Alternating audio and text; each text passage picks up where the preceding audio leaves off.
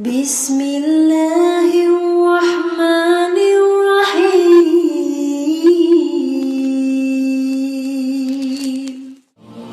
Assalamualaikum warahmatullahi wabarakatuh.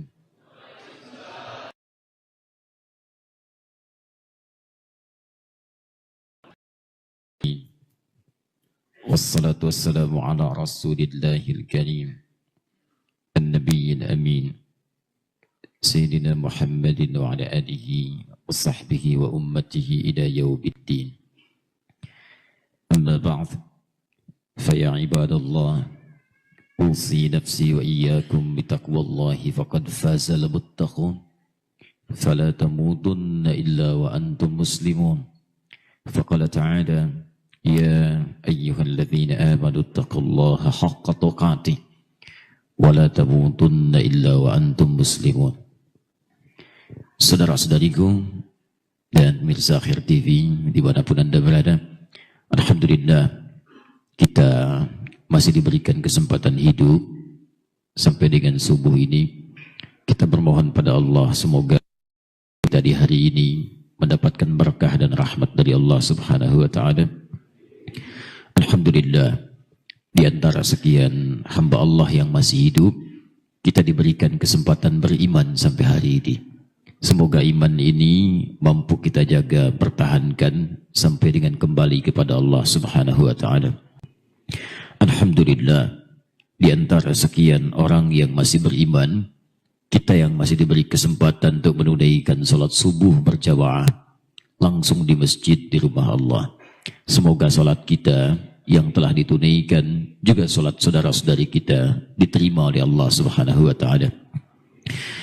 Di subuh tadi, imam kita membacakan rakaat pertama Quran surah ke-35 Fatir dari ayat 33 sampai 37. Anda buka lembaran mushaf terletak di sebelah kiri dari atas sampai dengan ke bawah.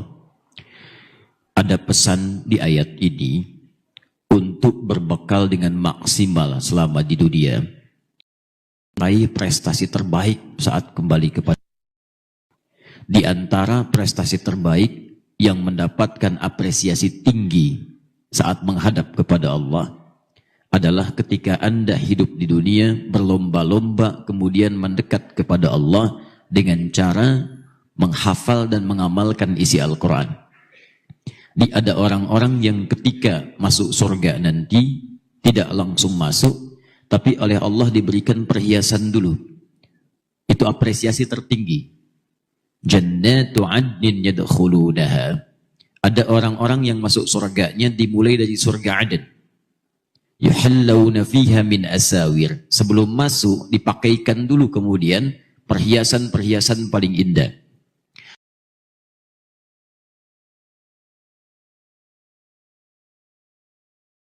Kalau Anda baca hadis At-Tirmidzi nomor hadis 2915, itu bukan sekedar perhiasan. Yulbasu ilaihi tajul karamah, dipakaikan mahkota di kepalanya. Kemudian setelah itu tidak cukup juga. Wa yulbasu ilaihi libasul karamah, dipakaikan juga kemudian jubah kehormatan. Nanti begitu akan masuk, ditambah lagi dengan perhiasan-perhiasan di tubuhnya yang kelihatan ini ahli Quran nih, beda dengan yang lain. Ini ahli Quran. Bahkan nanti kalau ada fasilitator, mungkin orang tuanya menyekolahkan anaknya di sekolah Quran atau dimintakan ke masjid untuk talaqi Quran, difasilitasi, itu dipanggil nanti sepanjang orang tuanya beriman kepada Allah, dipanggil kemudian dipakaikan oleh anaknya mahkota khusus. Yang paling dahsyat nanti, kalau dia punya keluarga juga beriman, ada anaknya, cucunya, istrinya, bapak ibunya, mereka beriman juga. Nanti anak ini yang ahli Quran, itu akan dijadikan oleh Allah pemimpin keluarganya ke surga, itu diparadekan lewat semua pintu surga sampai ke surga tertinggi.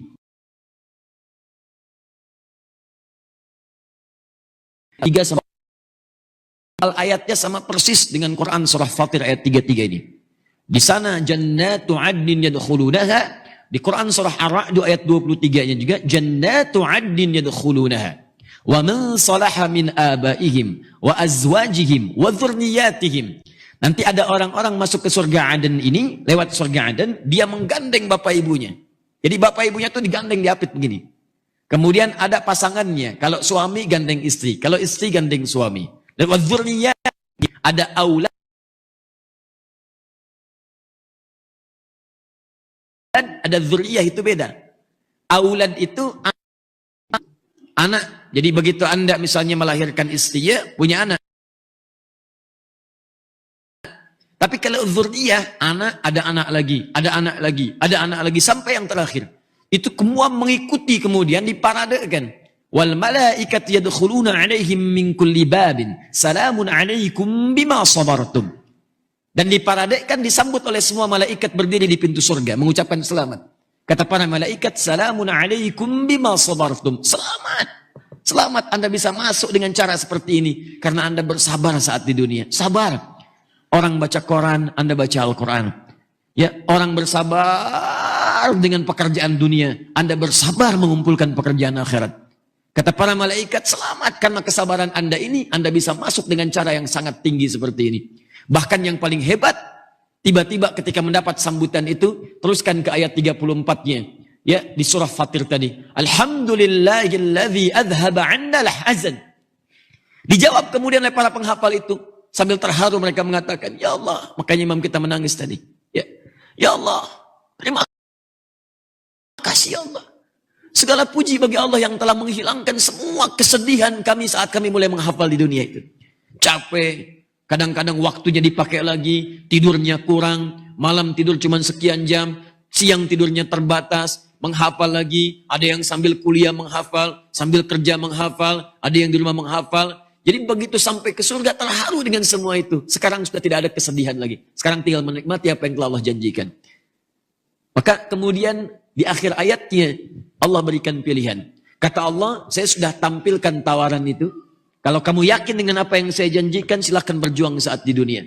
Tapi kalau kamu tidak yakin dan sombong dengan keadaanmu saat di dunia, merasa seakan pulang, tidak akan pulang ke akhirat, kamu sibuk dengan pekerjaan, melalaikan kehidupan akhirat. Kamu sibuk dengan tipu daya dunia. Kamu sibuk dengan berbagai hal yang tidak bermanfaat untuk akhirat. Dan kamu merasa dunia yang paling kekal abadi, silahkan. Silahkan bersikap dengan sombong seakan tidak butuh kepada saya. Tapi satu saat, orang-orang yang sombong dengan urusan akhirat, kami akan tenggelamkan dalam neraka yang paling dalam. Karena itulah ditutup kemudian rakaat kedua dengan menyampaikan Quran surah ke-39 Az-Zumar itu di bagian ayat terakhir untuk menampilkan keadaan ahli surga dengan ahli neraka sebagai pilihan kepada kita semua. Teman-teman,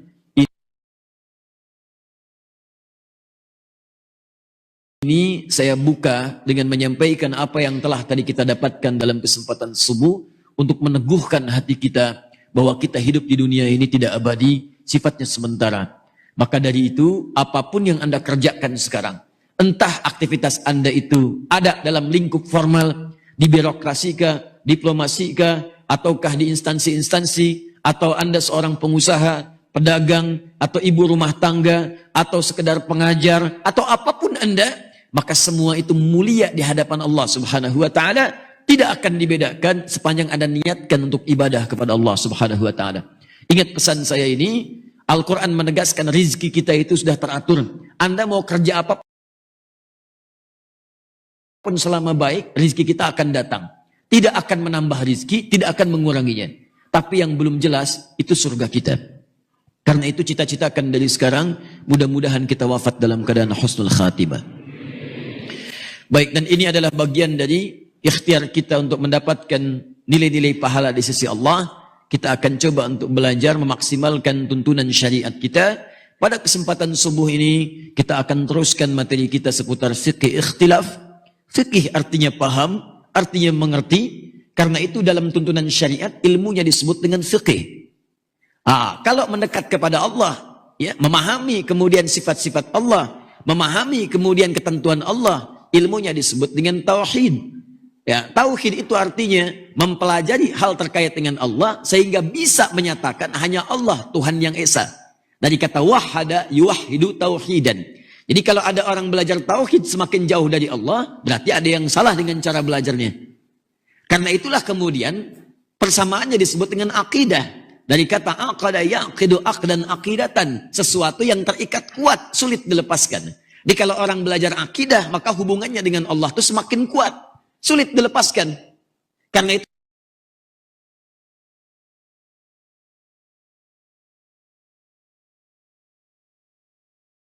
kalau orang belajar akidah tapi dia terlepas dari Allah, mohon maaf berarti ada yang salah kemudian dalam pelajarannya. Dalam rangka mendekat kepada Allah itu kalau sudah yakin, yakin dengan Allah. Kemudian kita yakin Allah yang Esa. Bagaimana membuktikannya? Maka Allah turunkan kemudian syariat. Syariat itu jalan untuk mendekat kepada Allah. Dari kata syari', syara'a yashra', sesuatu yang luas untuk menyampaikan pada tujuan. Kita ingin mendekat kepada Allah, tujuan kita itu lillah. Bagaimana jalannya? Maka disebut dengan syariat. Syariat itu jalan mendekat kepada Allah. Karena kita orang Islam, maka disebut dengan syariat Islam. Ya, makanya orang Islam itu wajib bersyariat. Apa syariat itu bentuknya? Bentuknya ibadah. Karena itu setelah tauhid yang dilafadzkan dengan kalimat syahadat, muncullah kemudian ujian ibadah untuk membuktikan penghambaan kita kepada Allah sebagai jalan mendekat kepadanya. Maka ada salat, kemudian ada zakat, ada puasa, ada haji. Itu yang disebut dengan syariat. Ilmunya disebut dengan fikih namanya. Fikih itu artinya paham, mengerti. Terambil dari spirit Quran surah ke-9 ayat 122. Paling kiri sebelah bawah.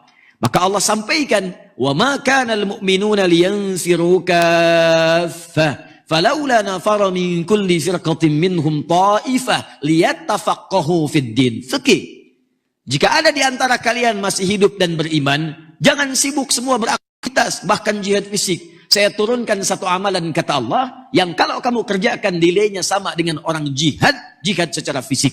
Jadi kalau Anda berangkat dengan mengerjakan amalan ini, status Anda naik dari seorang hamba jadi mujahid. Kalau Anda wafat di pertengahan, Anda syahid. Apa amalan itu? Tafaqquh fiddin. Amalan itu adalah belajar tentang syariat agama. Inilah yang sedang kita lakukan di subuh ini. Ini bukan main-main nih Pak, Bu. Bukan main-main nih. Apa yang kita kerjakan sekarang? Ini kalau dilihat ayat Qurannya, ini kita sedang jihad ini. Ya, jadi jangan dipahami jihad itu selalu identik dengan peperangan fisik. Tidak. Ada amalan-amalan yang senilai. Perempuan yang tengah melahirkan, itu jihadnya. Ibu yang merawat anaknya, itu jihadnya. Suami yang sedang mencari nafkah, diniatkan karena Allah, dia sedang berjihad itu. Kalau dia wafat dalam pencarian nafkah, dilakukan karena Allah, syahid itu.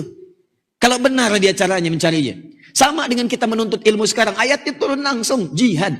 Tapi jihad yang bagaimana yang dinilai sebagai jihad? Jika dalam pelajaran itu kita niatkan karena Allah untuk memahami syariat.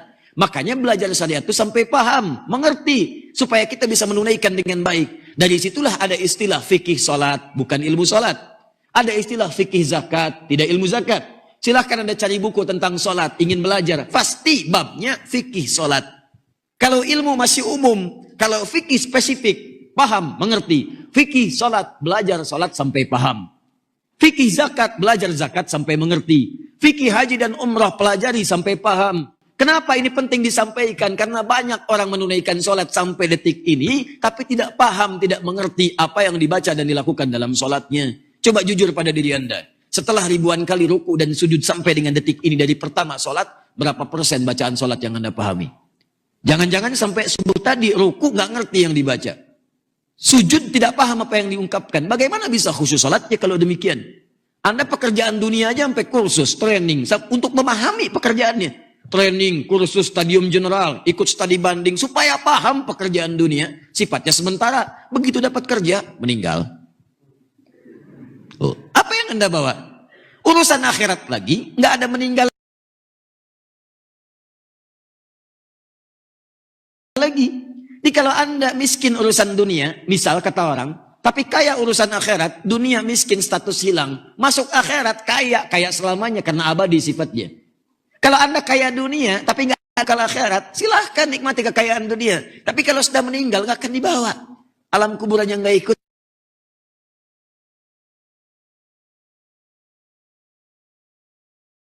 Kategori fikih, ada yang disebut dengan fikih ikhtilaf. Fikih ikhtilaf itu memahami tuntunan-tuntunan dalam syariat yang dalilnya tidak satu, contohnya beragam. Nah, ada sementara sahabat-sahabat kita karena tidak memahami fikih ini, tidak siap kemudian ketika saudaranya atau temannya mengamalkan tuntunan lain yang berbeda dengannya. Padahal itu ada dalilnya, itu ada contohnya. Untuk itulah kita bahas ini semua, supaya wawasan kita bertambah, kemudian menjauhi hal-hal yang tidak disenangi dalam syariat. Contoh, maaf, perselisihan pada tuntunan ibadah. Padahal ibadah itu dimaksudkan supaya kita dekat dengan Allah, kemudian baik tuntunan hidupnya. Contoh, salat, apa tujuan salat? Quran surah ke-29 ayat ke-45.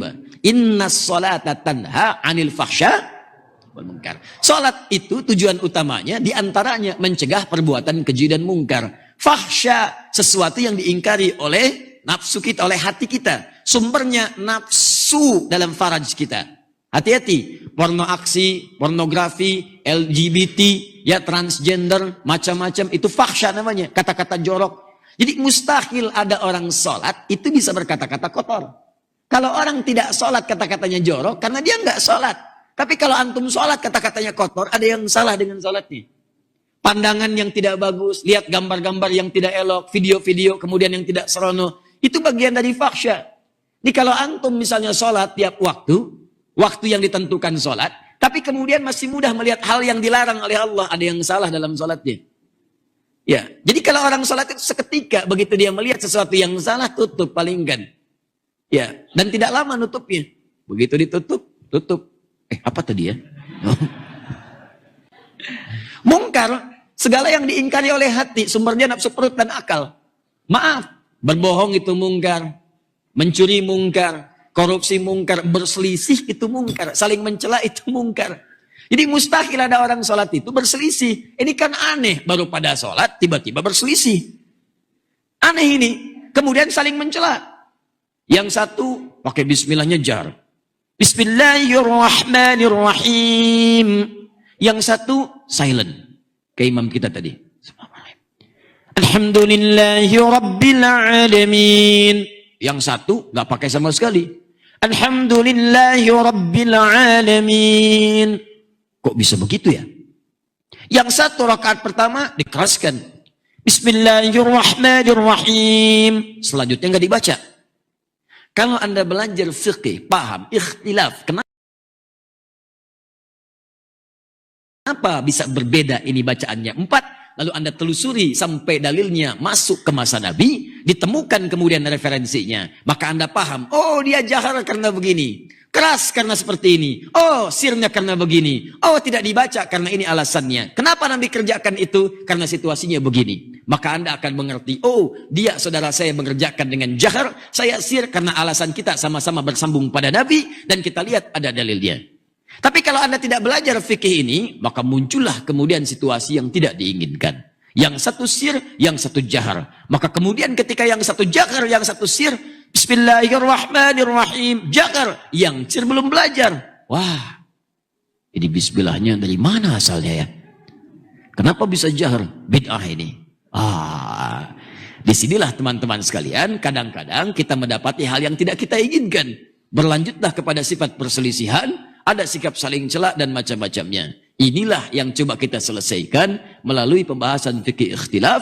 Pada rangkaian pendahuluan bab salat telah kita tuntaskan sampai istifta. Hari ini kita akan masuk pada pembahasan ragam ikhtilaf dalam bacaan Al-Fatihah, khususnya dalam salat.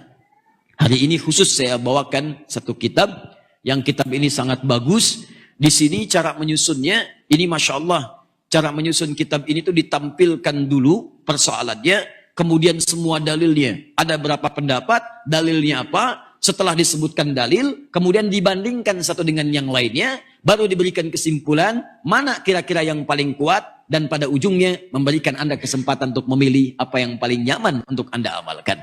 Ini nama kitabnya Tafsir Ayatul Ahkam. Lengkapnya Rawa'i'ul Bayan fi Tafsiri Ayatil Ahkam. Karangan Imam Ali As-Sabuni. Ya, orang Syria yang sekarang tinggal di Saudi. Ini adalah gambaran kitabnya. Ini masih asli, masih bahasa Arab. Ya. Dan ini diterjemahkan ke dalam bahasa Indonesia. Sudah ada, sudah banyak menyebar. Jadi Anda tinggal bisa bacakan nanti sesuai dengan referensinya.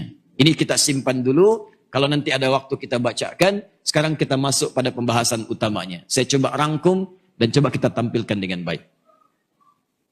Ini saya bawa supaya ada yang tidak menduga, supaya tidak ada yang menduga kalau kita menyampaikan pendapat pribadi. Nanti kita lihat rujukannya.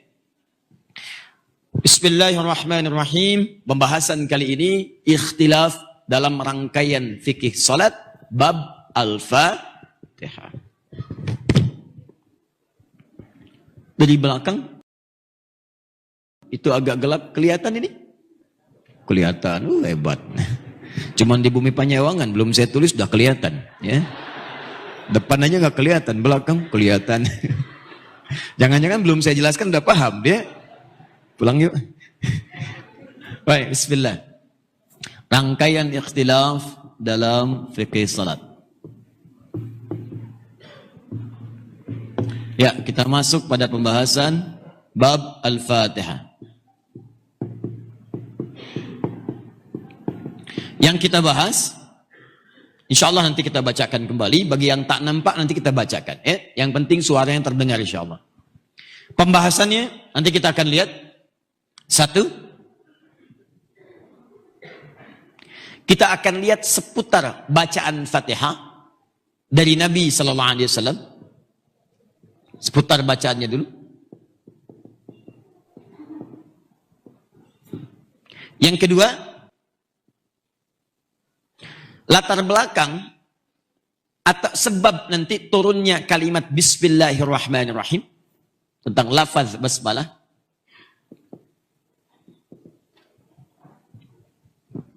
Ketiga, kita akan masuk pembahasan ragam bacaan Al-Fatihah setelah kemudian turunnya basmalah. Ya. Ragam bacaan Al-Fatihah.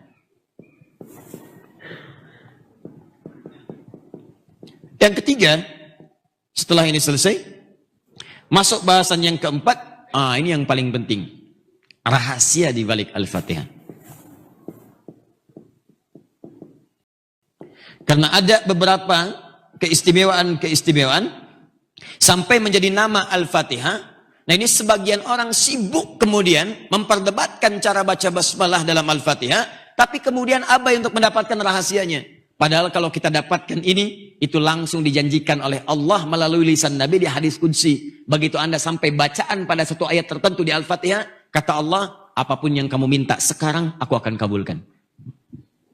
Ya, nanti kita akan lihat. Bagian kelima, terakhir, kita masuk ke dalam esensinya dalam bahasan fikih ikhtilafnya. Bagaimana menyikapi ragam bacaan yang mungkin berbeda kita dapatkan. Sikap dalam fikih ikhtilaf.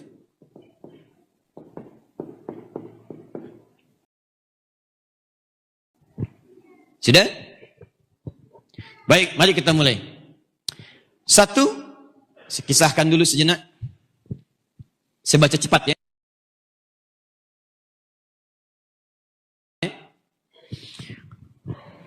Nabi SAW dalam hadis-hadis yang sahih yang sampai kepada kita. Misal, kita lihat di hadis riwayat Muslim nomor hadis 394 sampai 395. Kemudian di Al-Bukhari nomor hadis 756. Itu di awal-awal masa beliau diperintahkan oleh Allah untuk menunaikan salat. Salat itu syariatnya diturunkan oleh Allah kepada Nabi 1 tahun sebelum hijrah ke Madinah.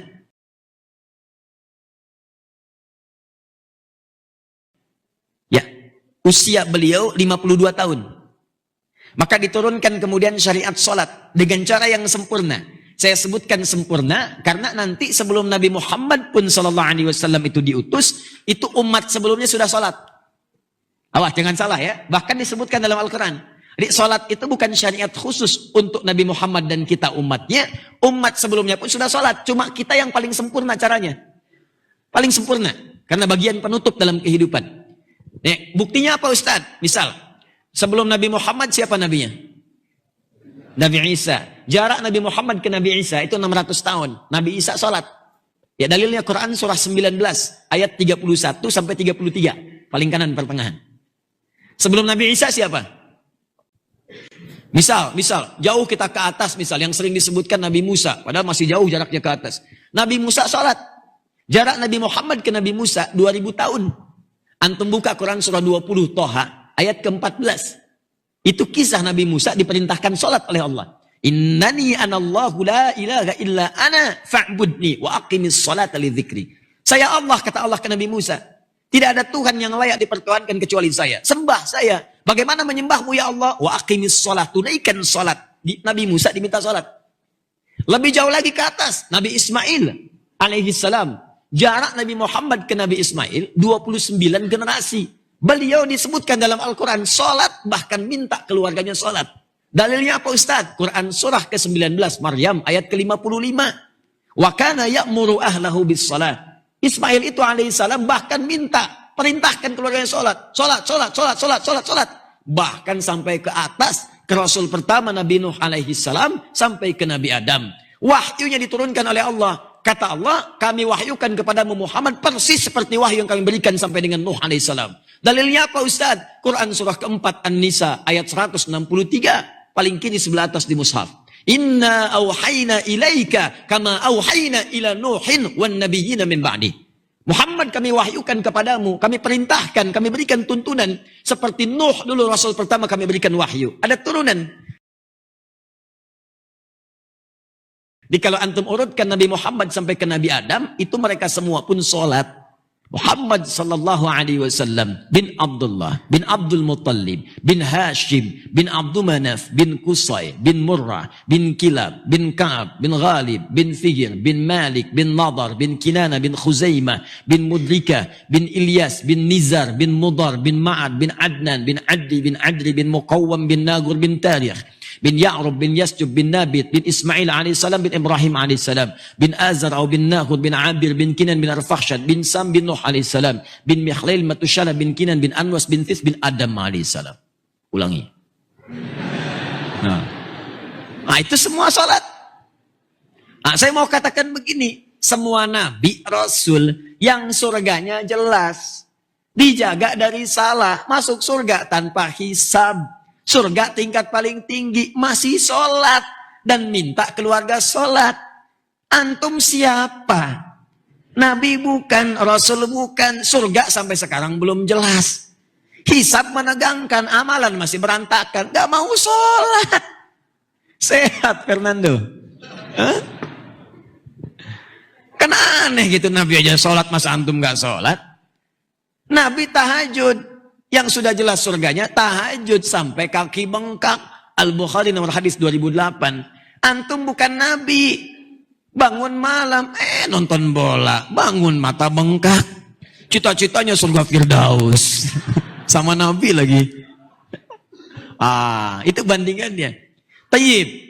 Nah, saat Nabi diperintahkan sholat ini, ada yang istimewa yang tidak diturunkan pada bagian-bagian sebelumnya. Apa itu? Dalam sholatnya kemudian diturunkanlah Al-Fatihah sebagai bacaan. Dalam diturunkannya ini dalil-dalil yang nampak pada periode Mekah dan pada awal-awal hijrah ke Madinah, itu dalilnya Al-Fatihah dimulai dari Alhamdulillahi Rabbil Alamin. Apa di antara dalilnya? An Anas bin Malik radhiyallahu taala anhu haddatsana qala Rasulullah sallallahu alaihi wasallam. Disampaikan kepada kami, kemudian diteruskan dari Rasulullah sallallahu alaihi wasallam.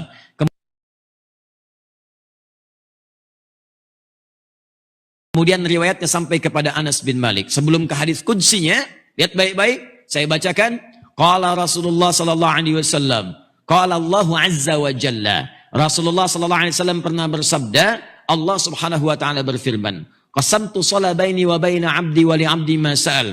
Saya bagi salat menjadi dua bagian. Ada hak saya, ada hak kalian hambaku. Dan aku akan penuhi hak kalian sepanjang kalian memenuhi hakku.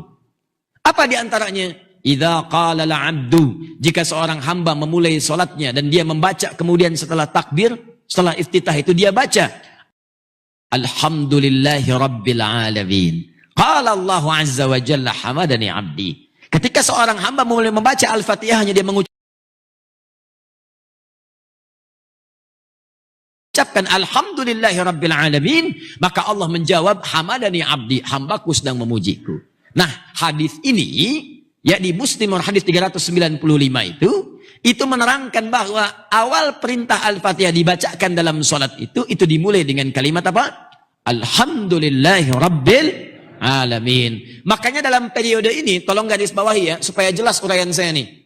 Sehingga antum bisa paham. Dalam awal-awal perintah salat di periode Makkah sampai awal hijrah ke Madinah itu semua sahabat yang meriwayatkan hadis-hadis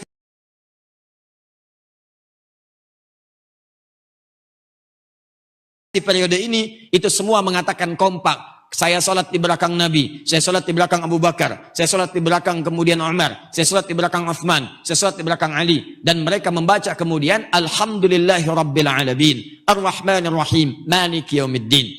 Jadi periode awal Al-Fatihah ketika dibacakan dalam sholat itu, maka hadis-hadis yang menunjukkan kalimat dimulai dari apa? Alhamdulillahi Rabbil Alamin. Satu. Di antum paham nih sejarahnya itu di mana? Kapan dibacakan dengan itu? Ustadz, kan 7 Ustadz ayatnya. Walaqad atainaka sab'an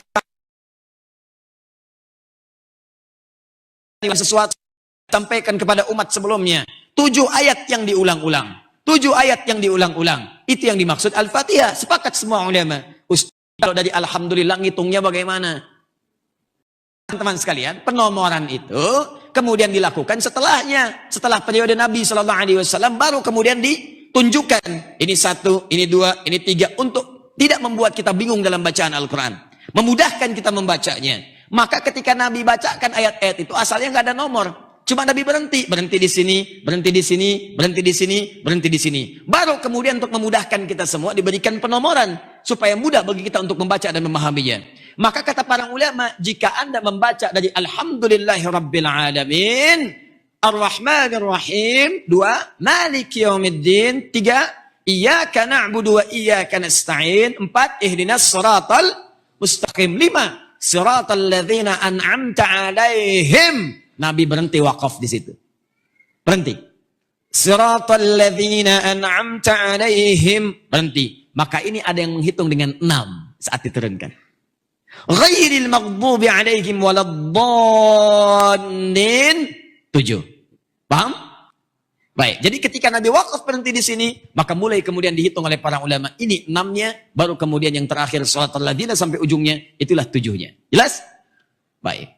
Lalu tiba masa kemudian di Madinah mulai hidup, tentram, mulai stabil. Begitu stabil mulai turun ayat banyak, mulai turun surah banyak. Nah, tadi saya katakan, masa awal-awal turun ini, jangankan nomor, surah satu ke surat lainnya belum ada pemisah. Misal, contoh, begitu turun, Qul a'udhu birabbil falaq, sampai ujungnya langsung, Qul a'udhu birabbin nas. Begitu turun, Qul huwallahu ahad, sampai ujungnya, walam yakul lahu kufuwan ahad, langsung, Qul a'udhu birabbil falaq. Surat satu ke surat yang lainnya nyambung. Tiba kemudian datang seorang anak-anak datang kepada Nabi, lalu menanyakan, ya Rasulullah, anak ini namanya Abdullah, anak seorang sahabat sekaligus paman Nabi, beda usianya kurang lebih 5 tahun dengan Nabi, namanya Abbas. Maka dikenallah Abdullah, anak laki-lakinya Abbas. Anak laki-laki itu ibnun disingkat dengan bin, maka dikenal dengan Ibnu Abbas radhiyallahu taala anhuma. Ibnu Abbas, Abbasnya adalah seorang pedagang, punya kesibukan, tapi dia punya cita-cita. Beliau punya cita-cita, walaupun saya sibuk, gak bisa ngaji setiap waktu, anak saya mesti lebih pintar dibandingkan dengan saya. Maka anak saya diinvestasikan di majelis taklimnya Nabi, supaya lebih hebat dari bapaknya. Begitu cara berpikirnya. Maka bapaknya dibalik kesibukan,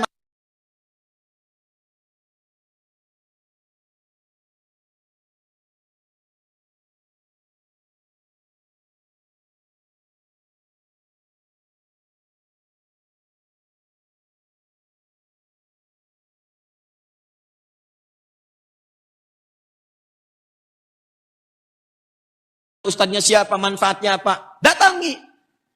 Punya capaian minimal saat meninggal, apalah 1 hadis. Hafal 100 ayat. Beda, lahir belum hafal ayat, pulang bawa ayat. Lahir belum tahu hadis, pulang bawa hadis. Sehingga ketika berjumpa dengan Rasulullah SAW, kita punya kebanggaan.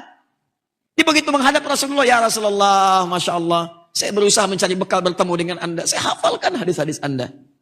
Nah, ini apa yang Anda banggakan di hadapan Nabi ketika yang lain bawa ribuan hadis, Anda bawa apa? Saya datang cuma bawa cinta ya Rasulullah. Wow. Yang lain juga cinta. Paham? Jadi ketika disimpan di majlis Nabi, maka beliau punya kecintaan dengan Nabi. Padahal usianya masih dini saat itu, masih kecil. 2 tahun, 3 tahun dari dibawa. Maka anak-anak itu kosong. Antum isi apa? Disitulah ada benaknya. Diisi dengan keislaman. Lihat ustadz, lihat orang-orang baik. Maka kebaikan akan meresap pada jiwanya. Cetakannya itu terserah antum. Mau dicetak bagaimana? Lingkungan memengaruhi.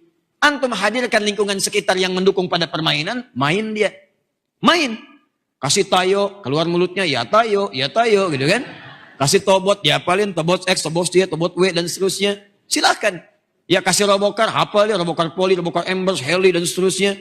Ya. Jadi apa semuanya. Masuk, masuk, masuk. Termasuk kalau antum suruh main pun ke masjid, main dia. Gimana sih ada ini? Susah diaturnya. Main sana ke masjid. Ya main. Bapaknya nyuruh main.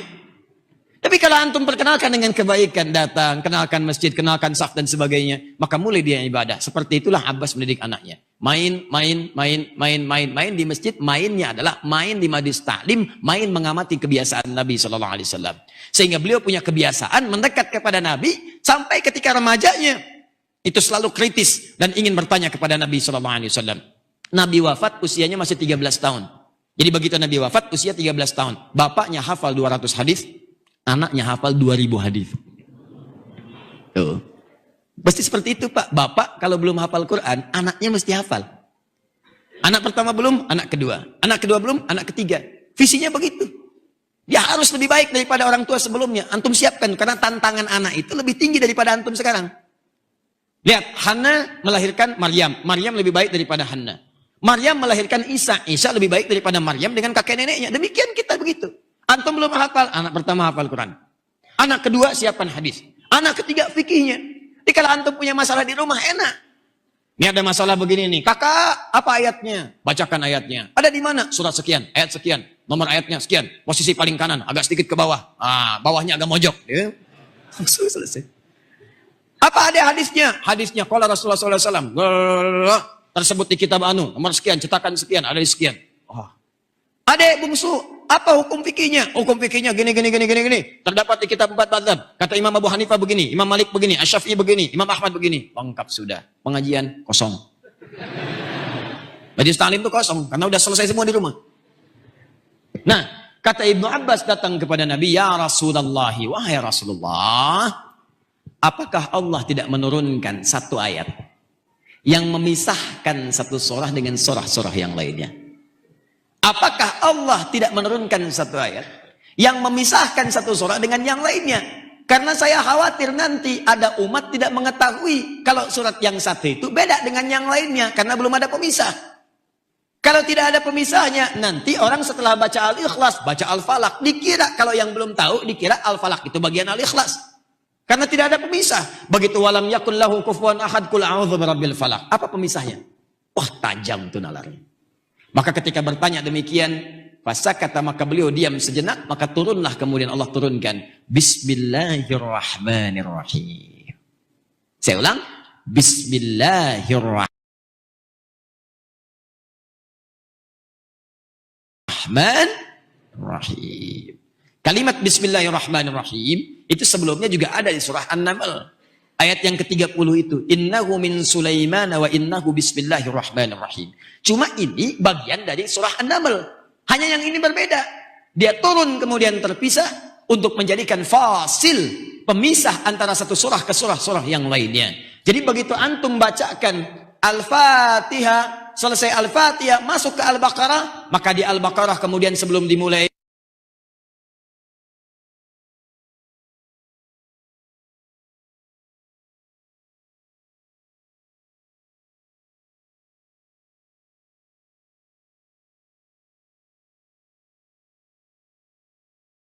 kan sendiri, nulis sendiri, ngapus sendiri. Panitia mah tinggal nunjuk di atas. Alhamdulillah. Bismillah.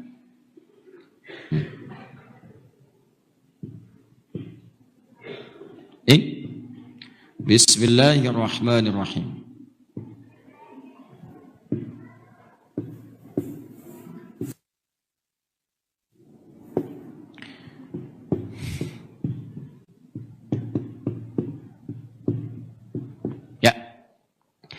turun kemudian Bismillahirrahmanirrahim. Maka setelah ini turun, antum nampaklah kemudian dalam mushaf bahkan sepeninggal Nabi SAW, setiap ada surah-surah itu, maka di depannya dituliskan di awalnya kalimat atau ayat Bismillahirrahmanirrahim. Masuk Al-Baqarah, Alif Lam Mim. Selesai Al-Baqarah ayat 286, masuk Ali Imran, Bismillahirrahmanirrahim, Alif Lam Mim. Masuk lagi ke An-Nisa, Bismillahirrahmanirrahim, Ya ayyuhan nasuttaqu. Terus kemudian sampai dengan akhir surah, hanya ada satu surah yang tidak dibuka dengan Bismillahirrahmanirrahim, yaitu surah yang ke-9, dikenal dengan Al-Bara'ah atau disebut juga dengan At-Taubah.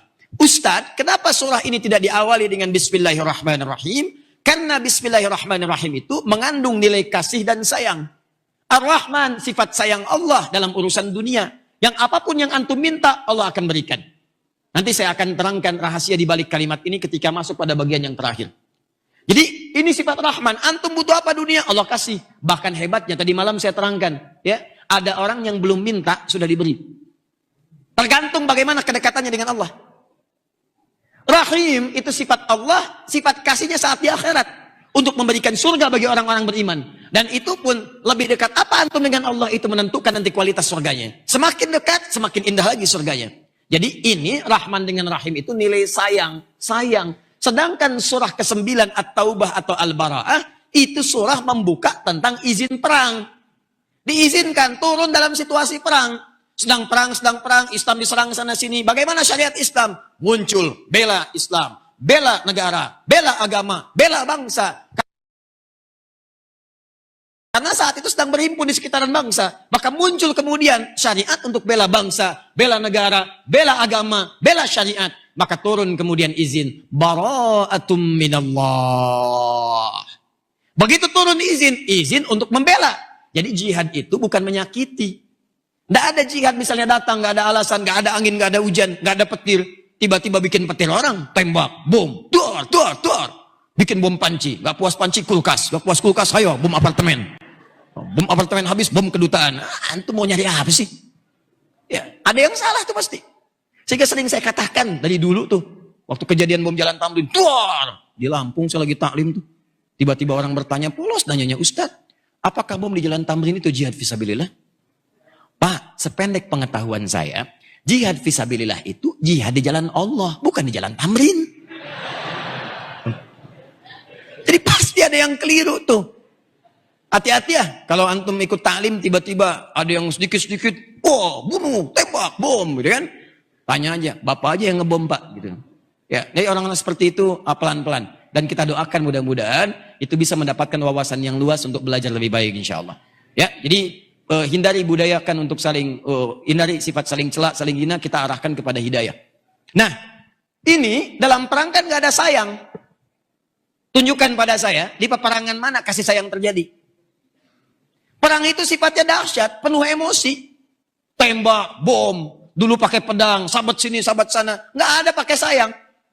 Zaman sekarang itu Ustadz perangnya perang milenial. Ada rasa sayangnya. Begitu mau tembak, izin dulu. Nembak ya, dor. Sakit gak? Gak ada begitu. Begitu minta maaf. Maaf ya. Begitu maaf, dor. Paham ya? Nah, karena itulah di surah ke-9, surah At-Taubah tidak dibuka dengan Bismillahirrahmanirrahim. Tapi tidak menafikan keberadaan ini sebagai ayat dalam Al-Quran. Paham? Maka setiap surah seluruhnya, berapa jumlah surah dalam Al-Quran? 114 surah. 114 itu surah pertamanya apa? Al-Fatihah, bukan Al-Baqarah. Surah pertamanya Al-Fatihah. 2, Al-Baqarah. 3, 4, 5, 6, 7, 8, 9, 10. Ayo hafal dong. Masa gajian apa surat Quran tidak?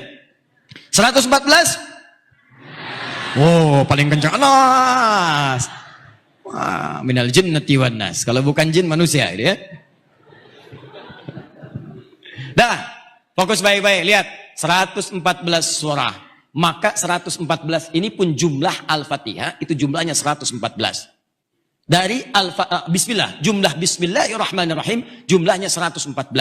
Dari Al-Fatihah sampai dengan An-Nas. Yang tidak ada di Al-Bara'ah At-Taubah ini, itu disepakati ulama tersebut kemudian di An-Naml ayat yang ke-30 itu. Innahu min Sulaiman wa innahu bismillahirrahmanirrahim. Untuk itu jumlah kalimat Bismillahirrahmanirrahim dalam Al-Quran tetap 114. Nah, sejak turun ini Bismillahirrahmanirrahim, maka kita sepakati karena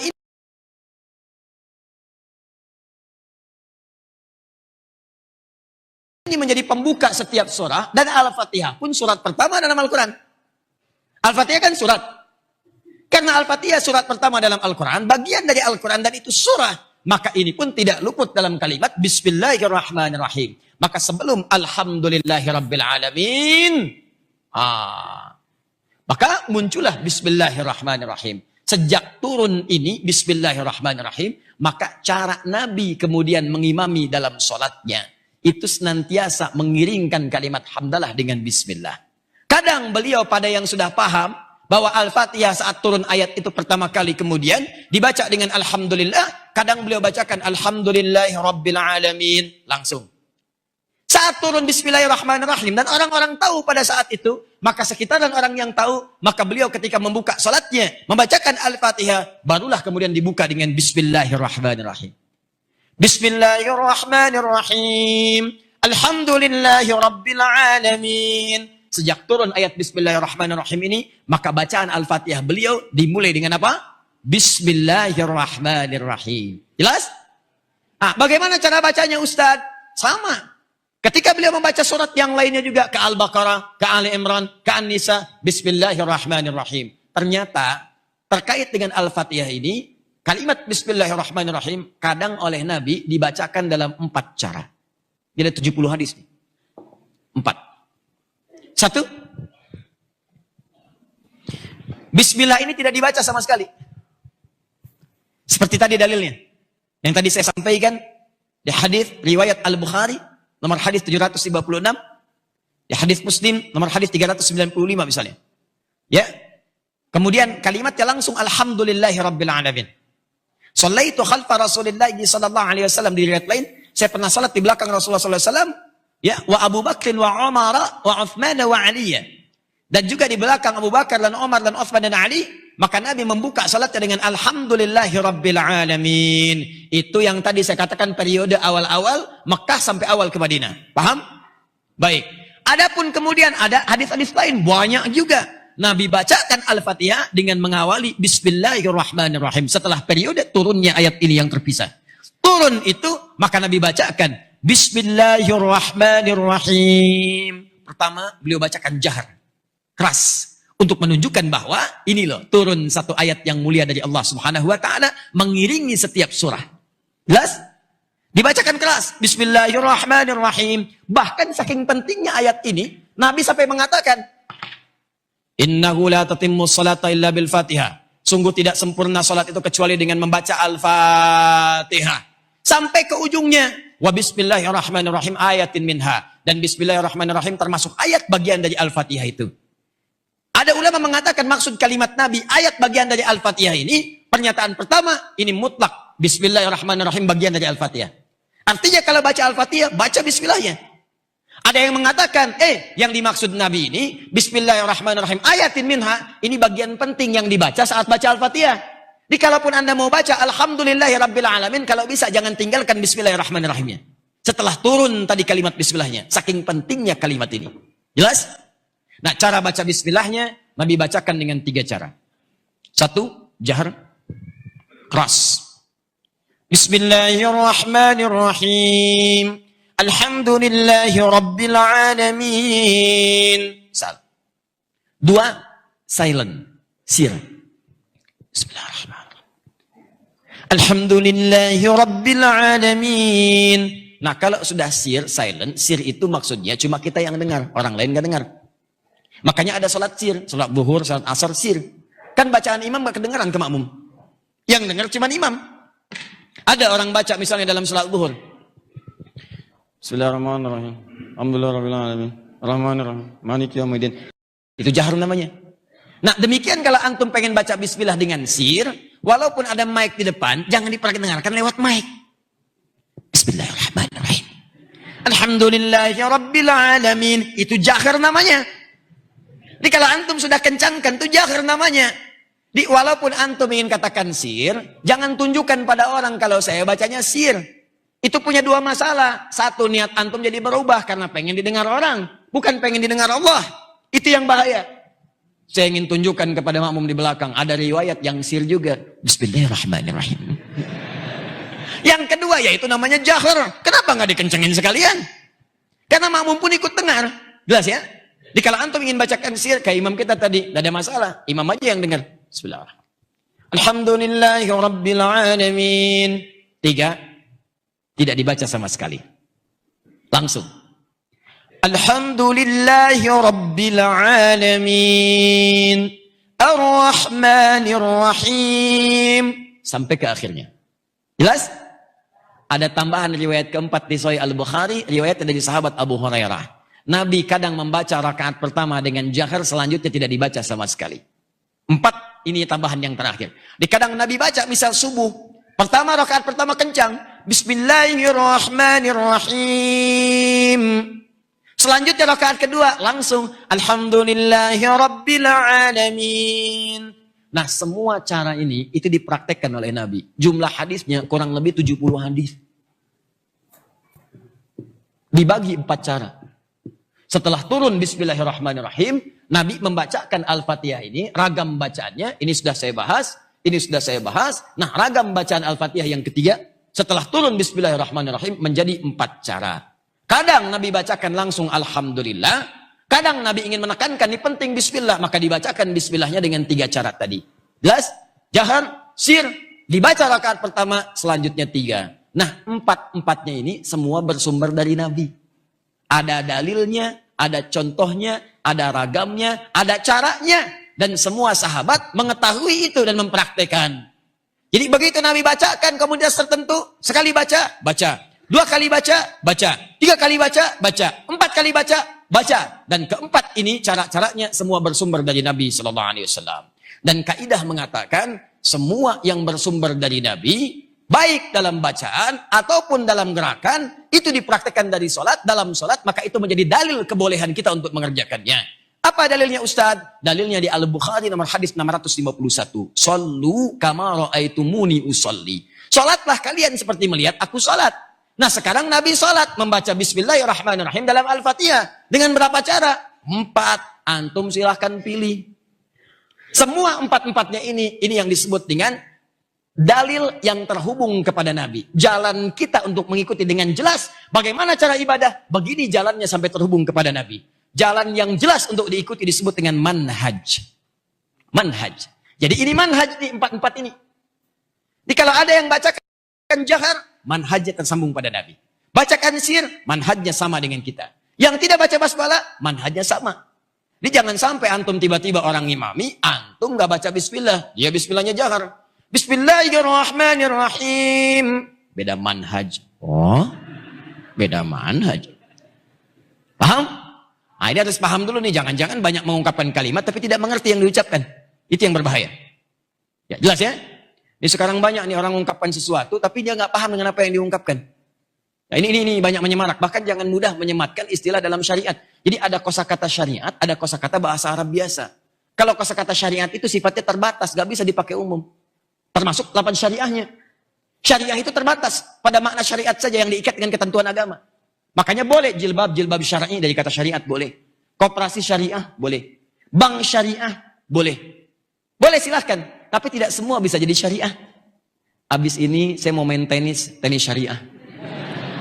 Apa itu? Serpennya pakai bismillah. Bismillah. Cemesnya begitu masuk, alhamdulillah. Kena cemes, astagfirullah. Nah, bikin baru, tenis syariah. Nah, tapi juga demikian, ketika antum ingin bacakan dalam sholat, ini nggak bisa dibacakan keempat-empatnya, mesti pilih salah satu. Antum gak bisa katakan, Ustadz, saya ingin mengikuti sunnah Nabi dengan sempurna. Saya ini orang yang sunnah banget mencintai Nabi. Ustadz tuh jangan pisah-pisahkan dalil dari Nabi, Ustadz. Oh, diajarin kita. Sepanjang ada tuntunan Nabi, kita maksimalkan. Dia baca keempatnya. Datang ke Masjid Al-Ihsan, Bumi Panyawangan. Begitu kemudian jadi imam, subuh besok, tiba-tiba dia baca. Bismillahirrahmanirrahim. Bismillahirrahmanirrahim. Tidak dibaca sama sekali. Susah.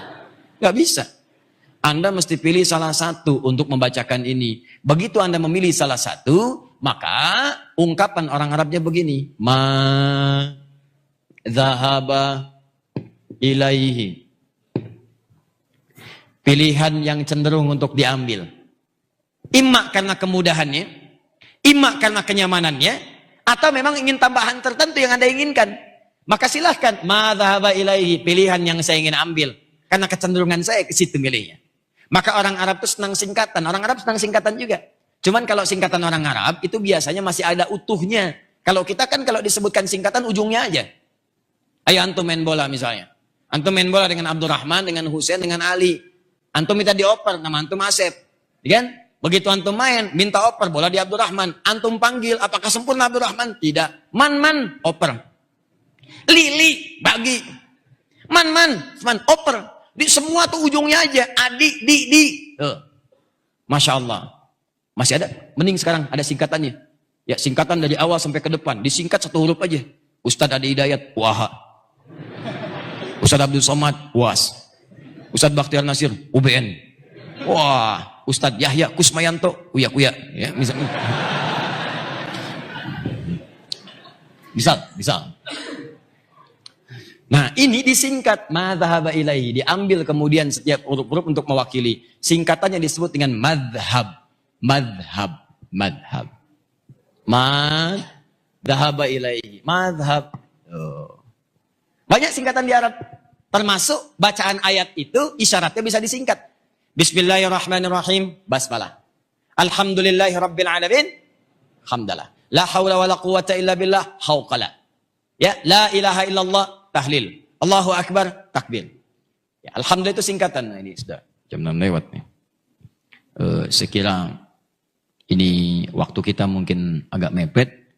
Ini ada baiknya kita akhiri dulu saja dengan sama-sama mengucapkan hamdalah. Hamdalah. Oh tidak. Contoh. Belum selesai taklim kita. Contoh. Ya. Jadi begitu mengucapkan hamdalah bukan hamdalah. Yang dimaksudkan alhamdulillahirabbil alamin. Paham? Contoh. Kita belum beres. Jadi begitu diucapkan hamdalah, alhamdulillahirabbil alamin. Sama. Kalau antum mendengar mazhab yang dimaksud madhaba ilaihi, yang cenderung untuk diambil. Dalilnya sama aja dari Nabi yang contohin. Maka ketika Nabi wafat, para sahabat itu ngambil, ngajarkan. Kan sahabat itu menyebar. Ali bin Abu Thalib kemudian ke Kufah, Muawiyah ke Syam. Ya, ada yang kemudian ke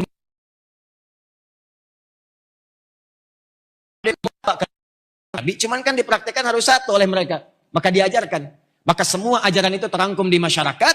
Ketika itulah sampai ke tahun 2 Hijrah, abad 2 Hijrah. Di abad 2 Hijrah ini muncullah kemudian 4 bintang ulama. Bintang ini disebut bintang karena beliau berhasil menghafalkan tuntunan-tuntunan sampai ke Nabi sekaligus menuliskannya dalam kitab mereka. Di hafalannya terjaga dalam jiwanya dan bisa kemudian dicek lewat tulisannya.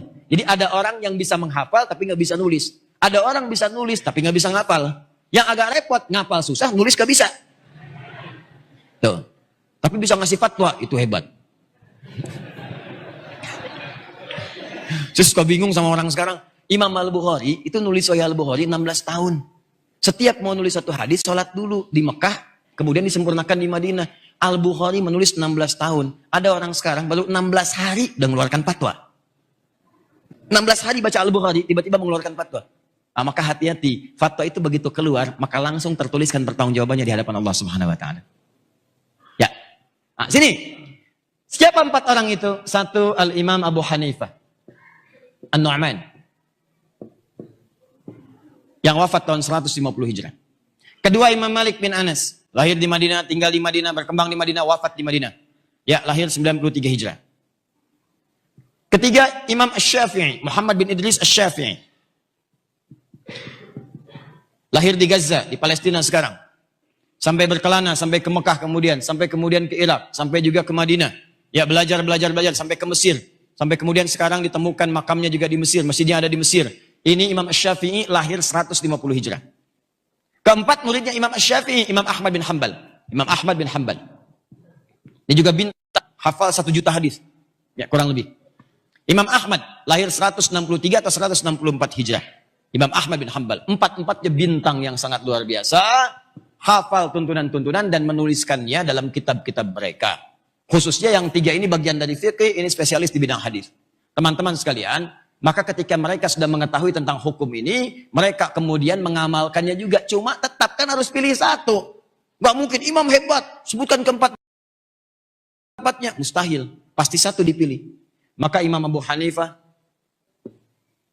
Imam Malik, 2 imam ini memilih langsung untuk membacakan Alhamdulillahirabbil alamin. Tidak menyertakan basmalah dalam Al-Fatihah. Jelas? Baik. Apa dalil? Saya ikuti. Pahalanya muncul di mana? Pahalanya mengikuti Nabi Shallallahu Alaihi Wasallam. Di antum jangan kaget. Nanti kalau antum melihat riwayat-riwayat ini, maka antum temukan salatnya langsung membacakan Alhamdulillahirabbil alamin. Jelas? Imam Asy-Syafi'i, saya pengen mengikuti yang dari Nabi yang ada bismillahnya dan dijaharkan. Bismillahirrahmanirrahim. Ya, memang nggak baca bismillah pun ada tuntunan Nabi, tapi saya pengen milih yang ini aja. Karena prinsip dalam mazhab Syafi'i itu sederhana. Kalau ada sesuatu yang berpahala, dengan ada yang dibacakan ada tambahannya, berarti ada tambahan pahala. Kalau ada tambahan pahala, kenapa kemudian saya harus meninggalkannya? Cara yang ini beda. Saya bukan nggak mau dibacakan ada tambahan pahala, tapi mengikuti Nabi pun karena dalil yang lain ada pahalanya juga. Di cara berpikirnya sama, mendapatkan pahala. Cuman pilihannya menjadi berbeda ketika ditetapkan. Paham? Ini keras. Bismillahirrahmanirrahim.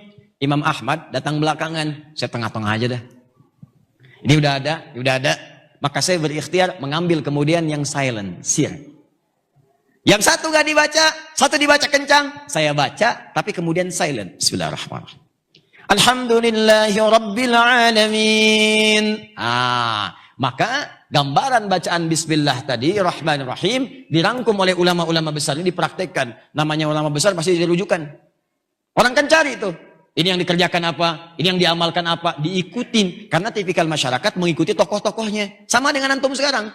Siapa yang antum jadikan rujukan, antum ikuti perilakunya, antum ikuti amalannya. Apalagi orang-orang hebat ini. Maka ini menyebar. Yang ini ke Irak, yang ini di Madinah, yang ini sampai ke Mesir, yang ini juga dari Baghdad, sampai kemudian juga menyebar secara singkat. Nah, pendapat-pendapat yang mereka kemukakan, cara ibadah mereka, yang mereka pilih. Cara ibadah yang dipilih disebut dengan madhab. Itu pun menyebar berdasarkan tempat-tempat mengajar mereka dan muridnya. Sekarang, yang ini Abu Hanifah, pilihan-pilihan dan ajarannya ada sekitar Asia Selatan. India, Pakistan, Bangladesh, sampai juga ke arah Asia Timur, sampai ke Cina. Itu Hanafi. Jadi kalau antum misalnya ke Pakistan, ke India, maka ketika takbir Allahu Akbar, Alhamdulillahi Rabbil Alamin, bismillah nggak dibaca. Jelas? Karena mengambil jalur riwayat dari yang ini. Imam Malik, ini beliau ini tinggal di Madinah, lahir di Madinah, tinggal menetap, tumbuh sampai dengan wafat. Mazhabnya sekarang menyebar di mana? Di Afrika Utara, Libya, Tunisia, Maroko, Aljazair, sampai nyebrang dikit ya ke Italia, yang Ronaldo ada di situ, di Juventus, kan? Kemudian nyebrang lagi ke Spanyol, ya, yang Messi ada di situ, di Barcelona, ya. Kemudian lawannya Madrid kemarin.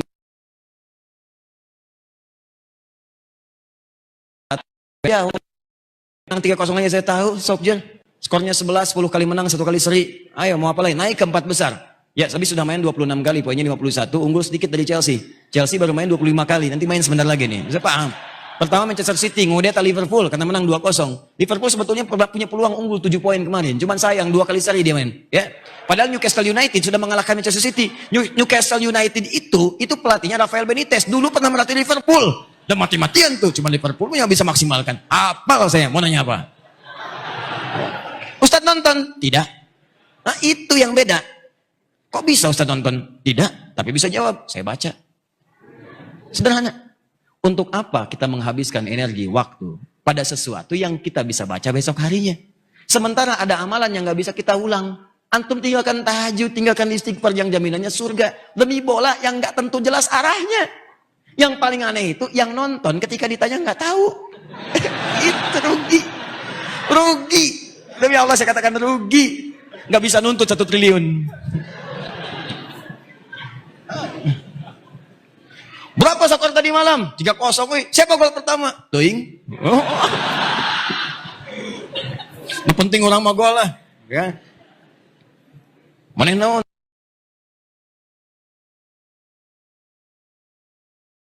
MU, maneh Liverpool. Oh, beda orang. Oh, nah tuh. Oh, sewa nih kaing. Oh, sewa nih aing sieun.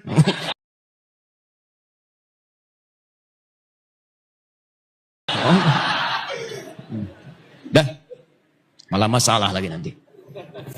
Nah, ini Asy-Syafi'i memilih jahar, ini memilih sir. Menyebar. Imam Asy-Syafi'i menyebar di Mesir, mazhabnya meluas sampai di Syam. Syam itu 4 negara sekarang, ya Palestina, Lebanon, Syria, kemudian Jordania. Wilayah Asia Tenggara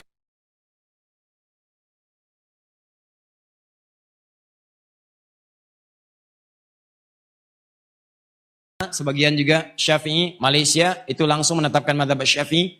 Kemudian Ahmad bin Hanbal, Teluk, ya termasuk Saudi Arabia, termasuk Madinah sekarang di Mekah, ya mazhabnya ditetapkan resmi Hambali. Maka ketika menetapkan mazhab itu maksudnya supaya masyarakat tidak bingung, nggak nyari sana sini, maka ditetapkan satu acuan yang paling penting nih sumbernya dari Nabi ada. Jadi begitu ada sumber dari Nabi berarti dalil untuk diikuti. Semuanya ada supaya nggak bingung, tetapkan satu. Saya milih jalur dari Imam Ahmad, tetapkan. Di Saudi tetapkan. Ini juga sama, tetapkan sampai dengan ke atas. Nah, karena itu jangan heran kalau antum kemudian datang ke Saudi, antum ke Masjidil Haram, Masjid Nabawi, misal ke Masjidil Haram tiba-tiba imam yang mengimami bismillahnya silencer. Biasanya jahar. Begitu antum sampai ke sana mau haji umrah, tiba-tiba begitu masuk, datang imamnya. Bismillahirrahmanirrahim. Alhamdulillahi rabbil alamin. Hambali. Dari Nabi tuntunannya, diriwayatkan oleh Imam Ahmad bin Hanbal. Jelas? Antum ke Mesir, tiba-tiba bismillahirrahmanirrahim. Asy-Syafi'i. Antum ke Tunis, alhamdulillahi rabbil alamin. Maliki. Yang dimaksud Maliki bukan pendapat Imam Al-Malik, bukan pendapat Imam Malik, bukan.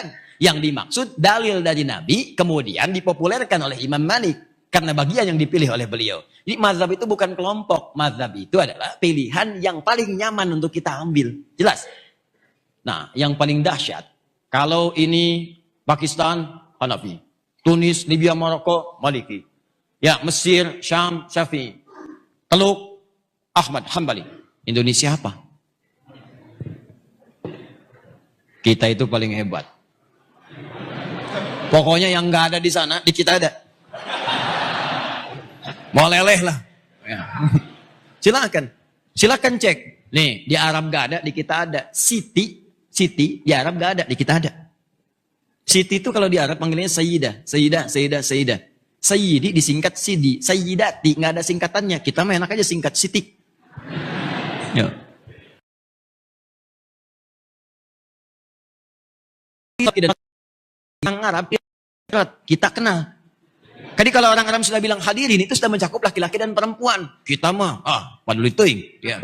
Hadirin, hadirat ada. Jadi ada jamak yang sifatnya sudah nggak pakai at lagi. Ada yang sifatnya pakai at untuk membedakan jenis langsung atau urusan mawaris atau tentang keimanan. Mukminin, mukminat.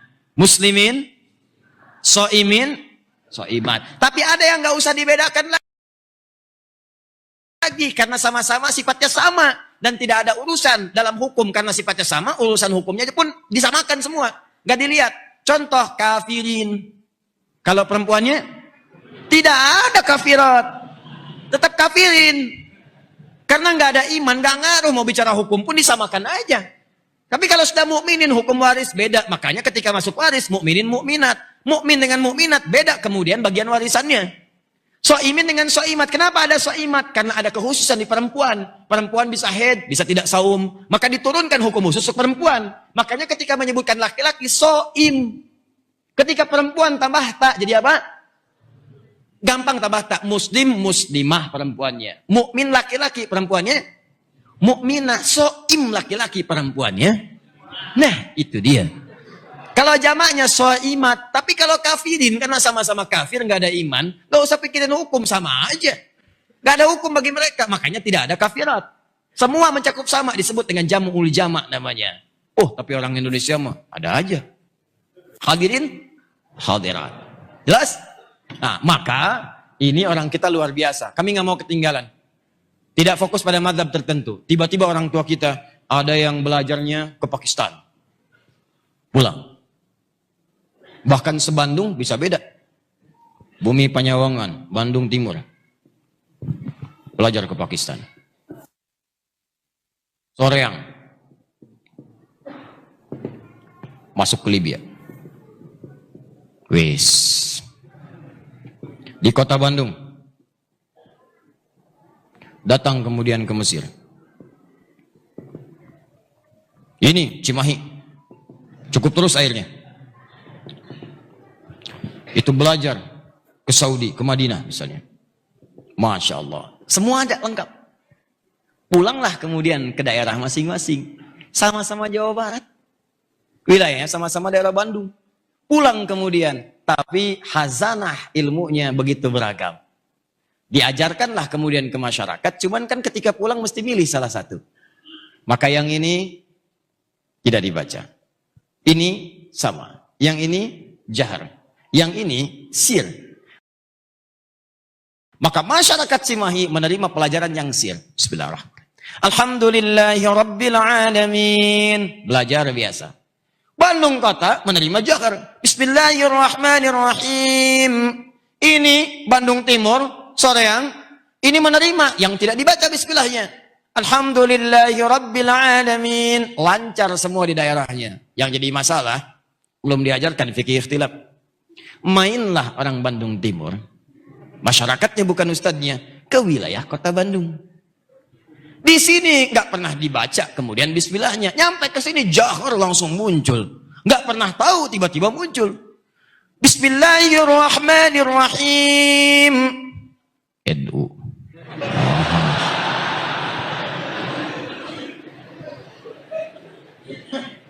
Yang ini main kemudian ke Cimahi. Begitu main, bismillahirrahmanirrahim. Alhamdulillahi Rabbil Alamin. Muhammadiyah. Hah? Ini masalah. Sejak kapan Abu Bakar Siddiq jadi Muhammadiyah? Sejak kapan Ibnu Umar jadi NU? Itu baru berdiri belakangan. NU 31 Januari 1926. Muhammadiyah 18 November 1912. Itu baru berdiri belakangan. Dan itu sangat mulia organisasi untuk memudahkan cara kita menerapkan nilai syariat. Kalau pengen ikut silahkan. Cocok silahkan. Tidak cocok saling toleransi dalam kebaikan. Silahkan pilih yang kira-kira bisa memudahkan kita jalan menuju Allah. Sederhana. Tapi jangan dikait-kaitkan dengan tuntunan syariat yang ada kemudian dalilnya. Apalagi dengan itu jadi berselisih. Nah ini kelihatannya mudah. Tapi kalau belum paham dan belajar fikih ini. Tidak mudah untuk mengatasinya. Tugas saya di Saudi 2010. Tugas dikirim oleh pemerintah. Tugas. Begitu bertugas menerima jemaah haji pertama. Waktu sholat Isya. Yang Imam Syekh Sudes pada saat itu. Begitu datang. Begitu Isya dimulai. Stau. Istaqimu. Dah. Siap. Allahu Akbar. Siap semua. Bismillahirrahmanirrahim. Alhamdulillahi Rabbil Alamin. Respon pertama jemaah kita. Iki memang Muhammadiyah ya. Iki memang Muhammadiyah. Muhammadiyah cabang Masjidil Haram. Ketuanya Syekh Sudes. Lu bayangkan. Wah, luar biasa lah pokoknya. Begitu besoknya nggak kunut, loh, apa saya bilang katanya ini Muhammadiyah tuh. Wah, ya Allah. Saya balik ke Tripoli, saya kumpulkan anak-anak tuh. Saya bilang, ayo sebelum liburan kalian saya tugaskan pulang ke daerah nanti. Nanti ketika pulang, tolong petakan di daerah kalian apa yang diperlukan. Kalau perlu fikih, catat apa keperluannya. Perlu hadis, catat. Nanti pulang ke sini, itu yang kalian pelajari. Jadi begitu kembali ke kampung halaman, mengajarkan apa yang dibutuhkan. Jangan sampai pulang datang mengajarkan sesuatu yang tidak diperlukan. Kan gak nyambung jadinya. Maka mereka bertugas kemudian berangkat survei. Dan survei pulang. Allah. Begitu pulang itu sangat menarik tuh. Pertanyaan pertama saya tanya pada satu orang. Bagaimana hasil pengalaman kamu kemarin? Ustaz, saya tanya di daerah saya, kemudian pertanyaan pertama. Ya, ini untuk saya petakan dulu. Berapa umat Islamnya? Alhamdulillah Ustaz, 95% Muslim di sini. Wah, hebat. Bagus. Terus 5%-nya apa? Muhammadiyah. Wah. Nah, ini gara-gara ini aja nih. Tambah nanti kunut. Ya, nanti bahasa yang terakhir. Ya, masih lebih jauh. Jadi kalau kita sudah belajar ini, udah jangan banyak diperdebatkan lagi. Kita paham akhirnya. Ya, jadi kalau ada kemudian memilih tidak dibaca sama sekali, langsung alhamdulillahirabbil alamin. Dari mana? Halo, dari siapa? Dari Nabi. Oh, Nabi yang contoh ini Abu Hanifah, Nabi. Abu Hanifah itu yang memilihnya. Kalau ada yang bacanya keras, Bismillahirrahmanirrahim. Dari siapa? Nabi. Kalau silent, Bismillahirrahmanirrahim. Dari siapa? Nabi. Kalau semua dari Nabi, masa antum ingin menyoal Nabi? Masa antum ingin mempermasalahkan Nabi? Nabi yang ngasih tuntunan. Apa dibanding dengan Nabi? Karena itu sudah selesai. Ya, tidak perlu diperdebatkan lagi. Jadi, dan jangan pernah kemudian dikait-kaitkan juga dengan mazhab ini. Karena mazhab yang dimaksud kemudahan memberikan bimbingan. Jangan juga dimunculkan. Ya, begitu imamnya mau takbir, takbir Allahu Akbar. Bismillahirrahmanirrahim. Alhamdulillahirabbil alamin. Hambali. Tak usah. Jelas ya? Begitu salam, assalamualaikum warahmatullahi wabarakatuh. Oh, Pak Hambali apa kabar? Namanya Asep dia. Jelas ya? Nah, inilah teman-teman sekalian, ini beres nih. Ini selesai. Sikap ikhtilaf sudah saya bahas, tinggal bagian terakhir. Waktu saya tinggal 5 menit untuk menyampaikan ini. Saya mau sampaikan rahasia, kita fokus betul nih. Ya, ini jarang-jarang, ini rahasia di antara kita saja. Silakan. Ya, kita mah silahkan aja, nggak ada masalah ya. Cuman memang dari tadi malam saya sudah membuat perjanjian insya Allah minimal dengan diri saya pribadi dan juga bagi yang menghapus. Kalau dia salah menghapus dia mesti mengulang tulisan saya apa yang telah saya tuliskan.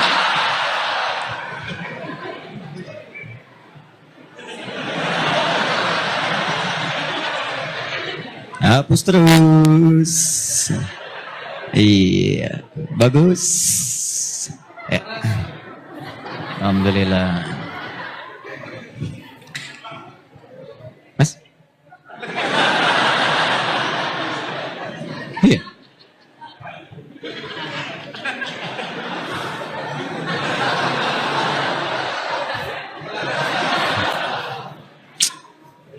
Apa tadi di sini nih? Dah, gak apa-apa lah.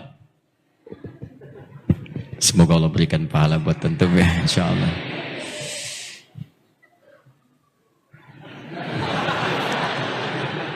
Dah, ya nggak apa-apa. Yang ini saya anggap toleran lah. Karena baru pertama kita kesini ya.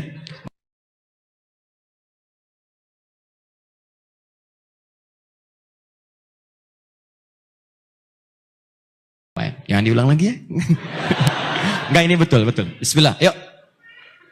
Rahasia pertama. Saya mulai dari sini dulu. Ini ayat sangat penting. Bahkan keutamaannya luar biasa. Bahkan ada ulama yang menyebutkan rahasia Al-Quran rangkumannya ada di Al-Fatihah. Rahasia Al-Fatihah rangkumannya ada di Bismillahirrahmanirrahim. Begitu antum memahami Bismillahirrahmanirrahim, maka antum akan mendapatkan anugerah luar biasa. Lihat sini baik-baik. Masih ingat tadi? Saya cepat ya. Nanti kalau antum ingin detailnya, lihat kajian saya yang tempo lalu tentang menyampaikan tafsir Al-Quran.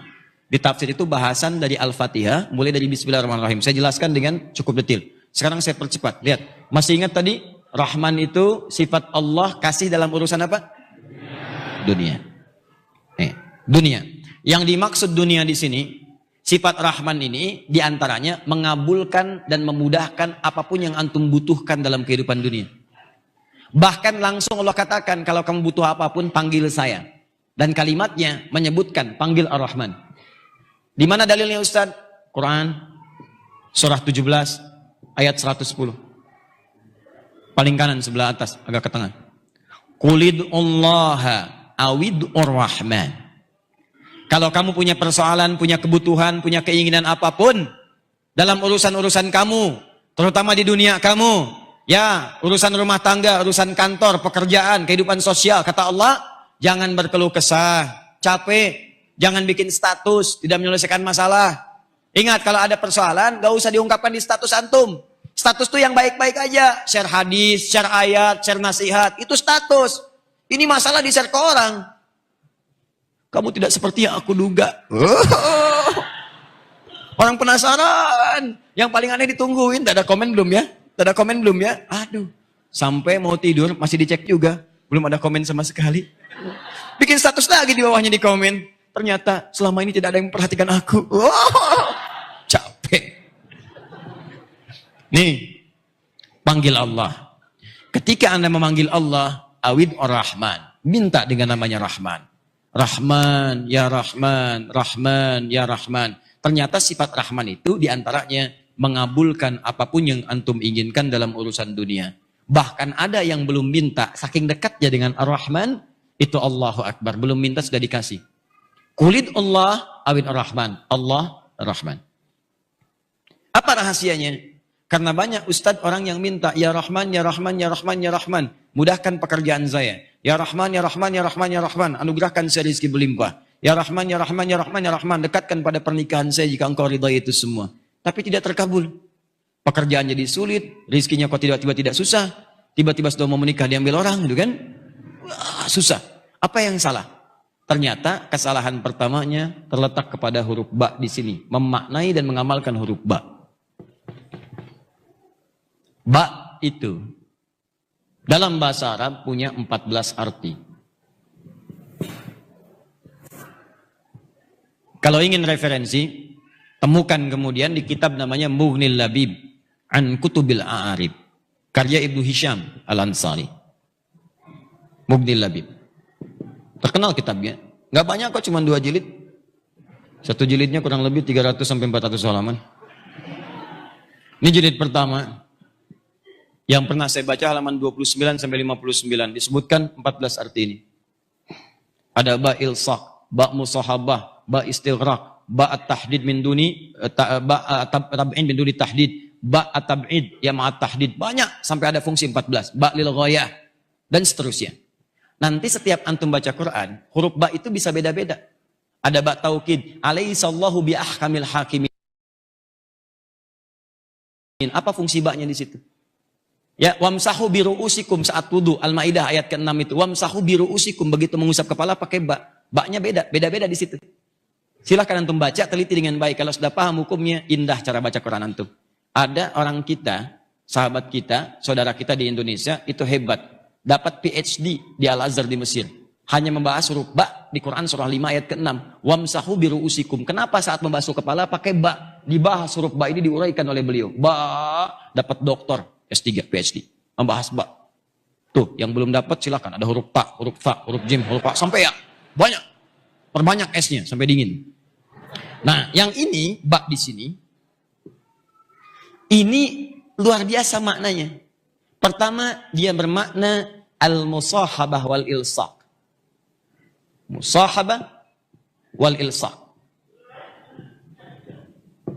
Kedua, bermakna ghayah. Dua utama ini antum kerjakan, maka ini antum bisa raih dengan cepat. Ustadz, apa itu musahabah wal ilsaq? Sebelum saya teruskan, saya boleh minta dispensasi waktu lah. 10 menit boleh nggak? Boleh ya? Nah, supaya ini terjelas. Kalau tidak ya saya tunda pertemuan berikutnya. Ya, boleh. Baik, teman-teman sekalian, ba musahabah itu sesuatu yang dekat menyertai. Menunjukkan sesuatu yang dekat yang menyertai. Gadan insyaallah ana mawujud di bumi Panyawangan. Pakai ba bukan fa, bi bukan fi. Besok nanti saya ada di bumi Panyawangan. Maksud di bumi Panyawangan itu saya dekat di daerah itu. Di situ nggak jauh-jauh, nggak kemana-mana, dekat di situ. Ya kalau ada ba berarti di dalamnya, di lingkungannya, nggak berpisah, lekat di situ, nggak kemana-mana. 24 jam saya di situ. Misal. Kalau pakai fi bumi Panyawangan, daerahnya masih umum. Bisa depan pagarnya, bisa dekat area sekitarannya. Jadi kalau Anda ingin menunjukkan sesuatu yang lekat, dempet, nempel, sifatnya menyertai, maksudnya gunakan huruf ba. Apalagi kalau sudah ilsok. Ilsok itu rapat, tak terpisahkan. Rapat. Ya, lem dalam bahasa Arab disebut dengan lisok. Lisok. Karena fungsi lem itu untuk merapatkan dua hal yang terpisah. Rapat, nempel kayak perangko. Nempel, nempel, nempel. Itu lisok. Ilsok adalah upaya untuk merapatkan sesuatu sehingga dekat, tak terpisahkan. Nah, ba-nya di sini, perhatikan. Disambungkan kemudian dengan kalimat Allah. Bismillah. Maksudnya apa? Rahasia terbesarnya ada dalam kalimat Nabi sallallahu alaihi wasallam, kullu amrin dzibalin la yubda'u fihi bi bismillahirrahmanirrahim fa huwa abtar. Setiap perbuatan yang baik-baik yang dikerjakan saat antum berada di dunia, tidak antum kerjakan karena Allah Subhanahu wa taala, maka terputuslah. Terputus di sini bisa dua hal. Satu, pahala akhiratnya, tidak punya pahala. Yang kedua adalah barokah dunianya. Tidak dipercepat kemudian oleh Allah Subhanahu wa taala apa yang ia kerjakan itu dari hasilnya. Maka kalau ingin cepat antum kerjakan, kata Nabi, lihat baik-baik. Ketika mengungkapkan kalimat Bismillahirrahmanirrahim, hurufnya menggunakan ba, maka praktekkan fungsi ini. Maksudnya apa? Kata Nabi, begitu akan mengerjakan segala sesuatu hal, ucapkan Bismillahirrahmanirrahim, atau singkat misalnya Bismillah, tapi bukan sekedar diucapkan, fungsi ba-nya dipakai. Begitu Anda akan mengerjakan sesuatu, maka rasakan musahabah ilsok. Anda itu sedang lekat diawasi oleh Allah Subhanahu wa taala. Anda itu sedang dekat dengan Allah. Jadi kalau orang-orang ingin memulai pekerjaan apapun, rasakan saat dikerjakan itu antum sedang diawasi, lekat ilsok seperti lem nempel, diawasi oleh Allah. Dilihat Allah. Maka orang-orang yang kemudian melakukan sesuatu dan dia merasakan, dilihat, diawasi oleh Allah, maka cara mengerjakannya akan berbeda. Contoh, antum sedang ujian. Tiba-tiba antum mengetahui bahwa di sampingnya ada pengawas. Dekat begini, nempel.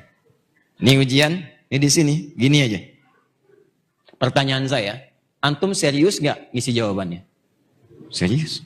Antum di kantor, supervisornya di samping, begini aja.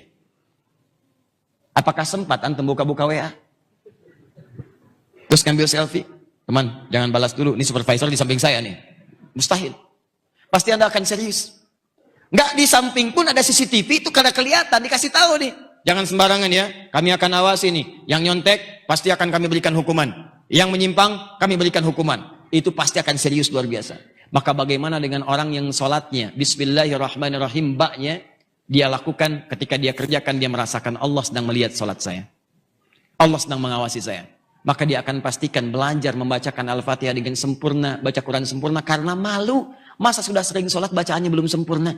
Anda menghadap manusia saja, kata-kata ditata tiap malam. Besok ketemu gubernur sampai nulis dulu, dipelajari dulu di depan cermin. Cermin sampai bilang belum hafal juga, gitu kan?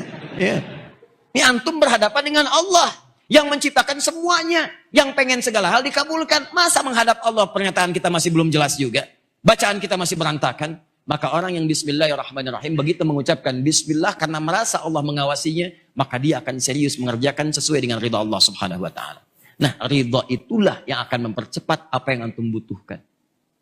Termasuk mohon maaf, nih, duduk kantor, lihat baca proyek. Tiba-tiba datang memo. Pak, tolong mudahkan proyek yang nomor 6, Pak. Di sini ada fee-nya. Insya Allah, pakai insya Allah lagi. Ya, 1 miliar. Tolong tanda tangan, Pak. Tinggal tanda tangan. Kalau antum paham dengan kalimat ini, Bismillahirrahmanirrahim, begitu antum akan ucapkan itu, begitu mau tanda tangan, sesuatu yang tidak benar, Bismillah, antum merasa pekerjaan antum diawasi oleh Allah. Sebelum kerja, Bismillahirrahmanirrahim, antum merasa diawasi oleh Allah. Langkah antum dilihat Allah, kemanapun diawasi, maka mustahil antum melangkahkan kaki pada yang maksiat. Mampir-mampir ke tempat gak jelas itu gak ada. Karena tahu ketika berjalan Allah mengawasi. Dan tahu Allah mengawasi, mustahil tangan digerakkan. Takut antum. Kenapa Pak? Dipegang aja Pak. Apa Anda tidak sadar kita sedang diawasi Allah? Kita memang berdua, tapi Allah melihat kita. Apa antum ridha saya diwafatkan dalam keadaan sedang maksiat? Siapa yang bisa menjamin saya sehat? Begitu saya tanda tangan, saya wafat. Uangnya tidak saya terima, tapi neraka jaminan bagi diri saya. Maaf, saya tinggalkan semua ini. Walaupun saya harus kehilangan pekerjaan. Tapi Pak, orangnya mengatakan tambah 100 miliar Pak. Gak peduli. Saya sudah tinggalkan semua itu. Pak orangnya mengatakan tambah lagi 500 miliar Pak. Sebentar, saya istikharah dulu. Saya istikharah dulu. Nggak ada. Kalau sudah begini sudah, nggak peduli dia mau dikasih berapa sudah. Dia nggak akan tukar surga dengan dunianya. Paham ya? Nah jadi teman-teman sekalian, ini kalimat ini terakhir goyah. Dia tujukan semua karena Allah. Jadi kalau antum kerjakan segala hal, misalnya, maaf sekali. Antum mau kerja nih, ucapkan Bismillahirrahmanirrahim. Antum mau belajar, masuk kampus pendidikan, Bismillahirrahmanirrahim. Maka baknya di sini menjadikan tujuan, goyah itu tujuan. Semua aktivitas lakukan karena Allah. Makan karena Allah, minum karena Allah, kerja karena Allah, merawat anak karena Allah, ya merawat masjid karena Allah. Begitu antum kerjakan semua karena Allah, lillah, bukan karena yang lain. Maka diucapkanlah itu kalimat Bismillah untuk menunjukkan keseriusan itu. Maka mau minum, Bismillah, minumnya karena Allah. Mau makan, Bismillah. Makan karena Allah. Mau berpakaian, Bismillah. Karena Allah. Mengerjakan aktivitas, karena Allah. Antum aja ngerjakan pekerjaan manusia. Bos, saya sudah kerjakan. Siap. Kamu lakukan ini. Siap. Kamu kerjakan ini. Siap. Begitu antum kerjakan karena bos antum mudahkan urusan antum. Belum waktunya gajian, telepon bendahara. Si fulan duluin tuh. Tambahin aja kalau bisa. Manusia saja bisa memberikan seperti itu. Maka bagaimana Allah yang punya sifat Rahman. Maka hamba-hamba yang meniatkan semuanya karena Allah, mengerjakan karena Allah, maka Allah akan mudahkan apapun yang dia butuhkan dalam kehidupan dunianya. Ini rahasianya. Jadi kalau antum ada kesulitan dalam kehidupan dunia, coba cek dulu, mungkin salah niat. Niatnya untuk dunia aja, maka Allah pun jadikan hukum dunia. Tapi kalau antum jadikan itu karena Allah, maka Allah jadikan hukum akhirat diturunkan ke bumi. Sesuatu yang belum diraih dengan pekerjaan diturunkan dengan begitu mudahnya. Lakukan. Coba teman-teman yang kerja selama ini. Ya, saya mau tanya pada Anda, dari pekerjaan Anda itu belasan tahun sampai dengan sekarang, atau sampai sudah selesai, berapa persen dari pekerjaan yang dikerjakan karena Allah? Itu antum yang kuliah, yang belajar, yang ke kampus, sampai sekarang. Niat antum belajar itu untuk apa? Cari ijazah, cari PK, cari kerja. Kalau cuma begitu, jangankan antum, yang lain pun udah banyak. Bahkan yang belum beriman pun seperti itu juga. Apa bedanya antum dengan mereka? Mesti ada perbedaan, karena apa yang kita kerjakan itu akan kita bawa pulang. Itu poinnya. Termasuk ustadz juga sama, ingetin tuh. Ustadz doakan, ingatkan supaya dakwahnya karena Allah, bukan karena yang lain. Sebab kalau sudah urusan dunia, udah repot tuh. Sebab ustadz itu jadi panutan. Kalau dakwahnya diarahkan ke urusan dunia, maka umatnya pun akan celaka. Itu yang keliru nanti. Karena itu teman-teman sekalian, kembali kemudian ke sini, terakhir, semua yang dikerjakan karena Allah, bukan cuma dunia dapat, akhiratnya pun dapat. Dunia itu otomatis, nih, contoh ya, misalnya minum nih. Saya ambil contoh, ada dua orang, punya gelas yang sama. Mereknya sama Akhir TV. Ada penutupnya. Volume airnya sama, nggak sampai penuh. Ya, airnya air bening, ya kan? Sama semuanya. Jadi yang satu, dua-duanya muslim. Non-muslim kita simpan, dua-duanya muslim. Yang satu cuma minum aja, minum. Yang satu dia ucapkan bismillah. Bismillahirrahmanirrahim, dia minum. Maka minuman yang diucapkan karena Allah dengan menyebut bismillahirrahmanirrahim, pertama barakah sifat Rahman akan diturunkan pada minuman itu. Minuman ini akan menjadi energi bagi peminumnya yang bukan sekedar menghilangkan haus. Kalau cuma menghilangkan haus, dua-duanya hausnya hilang. Tapi yang ini ada energi positif untuk merespon kebaikan-kebaikan yang ditawarkan kepadanya. Ini jadi tenaga nih. Walaupun cuma minum. Makanya orang-orang puasa saat Ramadan, kenapa tambah kuat dibanding sebelumnya? Karena apa yang mereka makan dan minum, dia niatkan karena Allah. Bukannya karena Allah, sahurnya karena Allah, macam-macam, lebih kuat. Kalau yang lemes-lemes itu kelihatan, makannya banyak tapi lemesnya banyak. Kenapa? Karena targetnya cuma makan minum aja. Baru sahur, dananya buka. Hari ini buka jam berapa ya? Udah pesen tuh. Bahkan dari malam, dari nyiapkan menu buka. Besok buka pakai apa? Yang seperti itu nggak akan jadi tenaga. Betul. Habis di masjid, tiduran lagi. Sampai rumah, tidur lagi. Masuk kantor, ke musola, tidur lagi.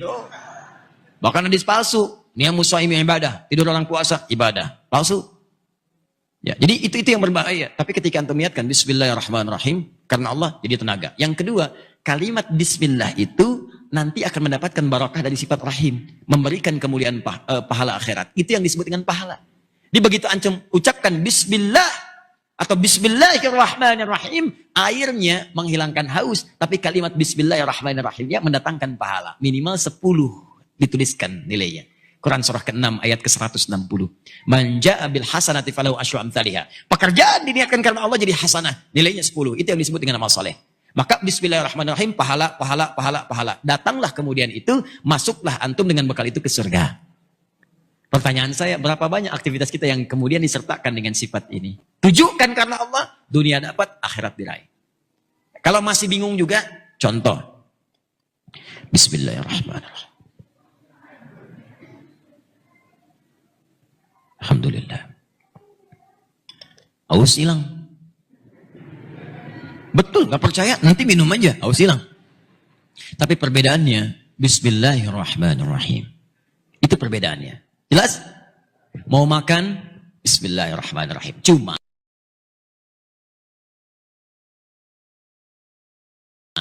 ini hanya boleh digunakan pada yang positif saja. Yang maksiat, jangan pakai Bismillah. Gak boleh. Awas, hati-hati. Atas berkat rahmat Allah yang Maha Kuasa, ya, maka Bismillahirrahmanirrahim. Semoga kerja kita ini barokah. Lagi bagi-bagi hasil pencurian. Gak bisa. Ya, bos susah nih bos, susah nih bos. Sabar, ucapin aja Bismillah, dia berpermudah sama Allah. Bermudah, gak mungkin, mustahil. Jadi taat tidak akan berdampingan dengan maksiat. Itulah rahasia yang pertama. Yang kedua, saya tutup langsung. Ada hadis qudsi.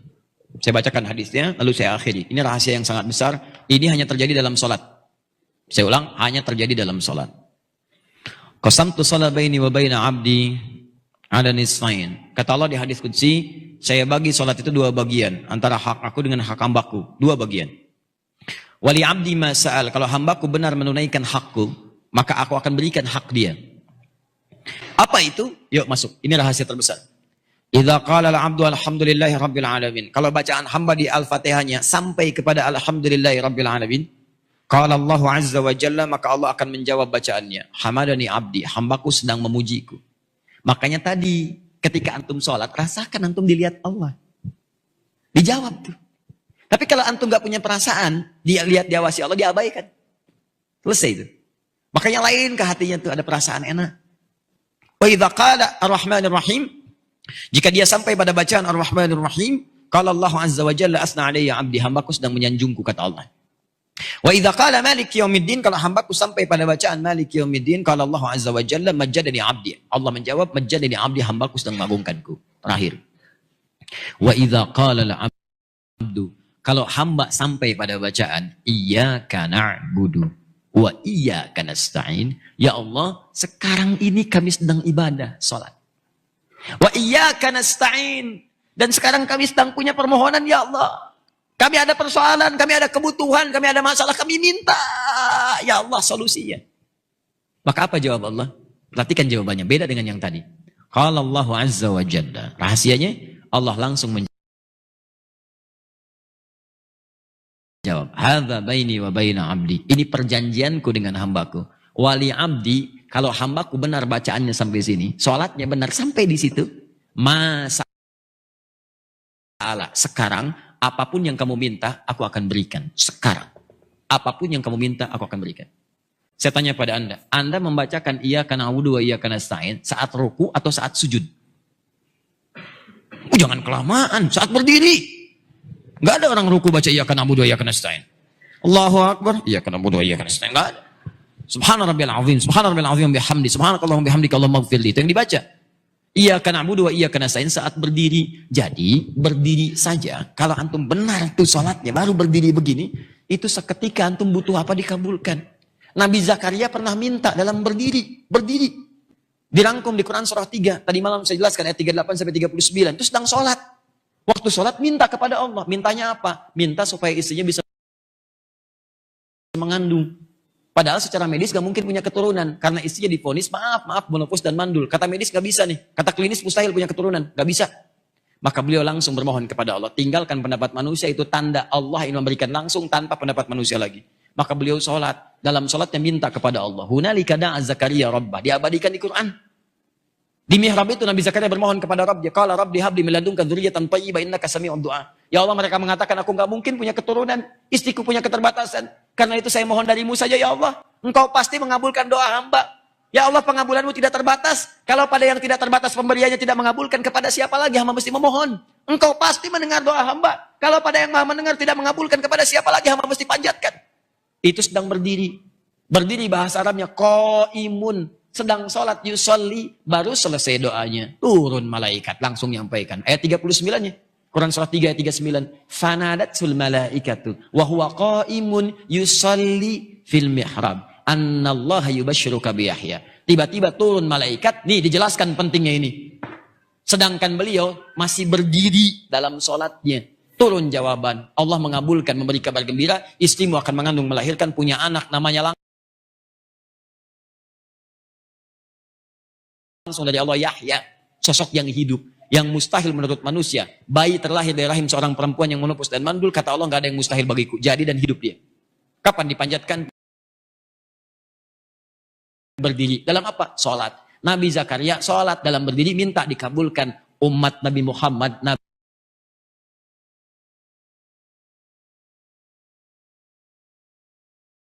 nabinya spesial, orangnya hebat, luar biasa, umatnya juga luar biasa. Dulu umat Nabi dulu lihat nabinya belum tentu beriman. Umat Nabi Muhammad gak lihat nabi masih beriman. Kurang apa lagi? Nabi Musa itu banyak umatnya, kelihatan nabinya ada gak beriman juga. Dibebaskan dari Firaun, Firaunnya ditenggelamin, tenggelam sampai ke bawah tuh.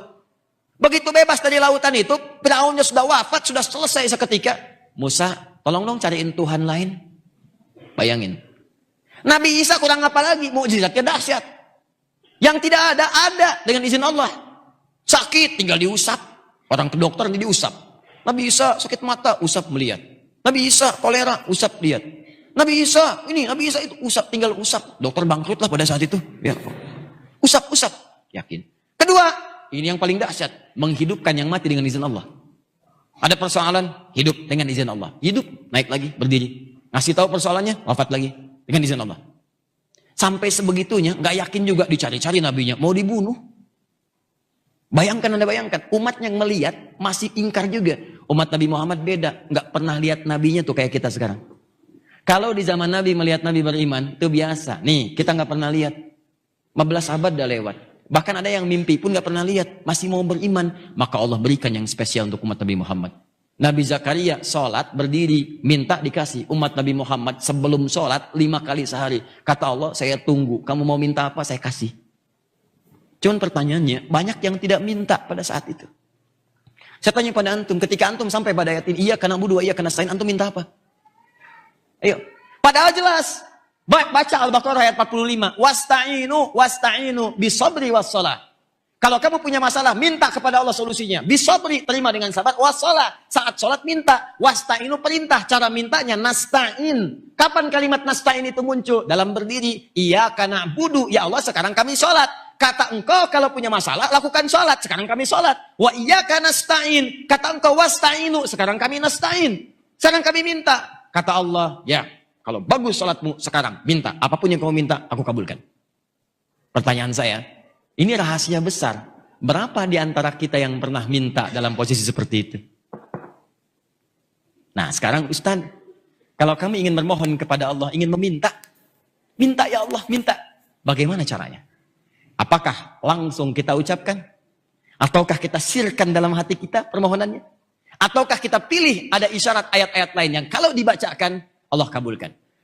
Ada rahasia besar. Yang kalau antum bacakan satu kalimat ini, apapun yang antum butuhkan akan dikabulkan seketika. Ketika antum butuhkan itu. Apa bacaan itu? Nanti dalam episode berikutnya kita akan bahas.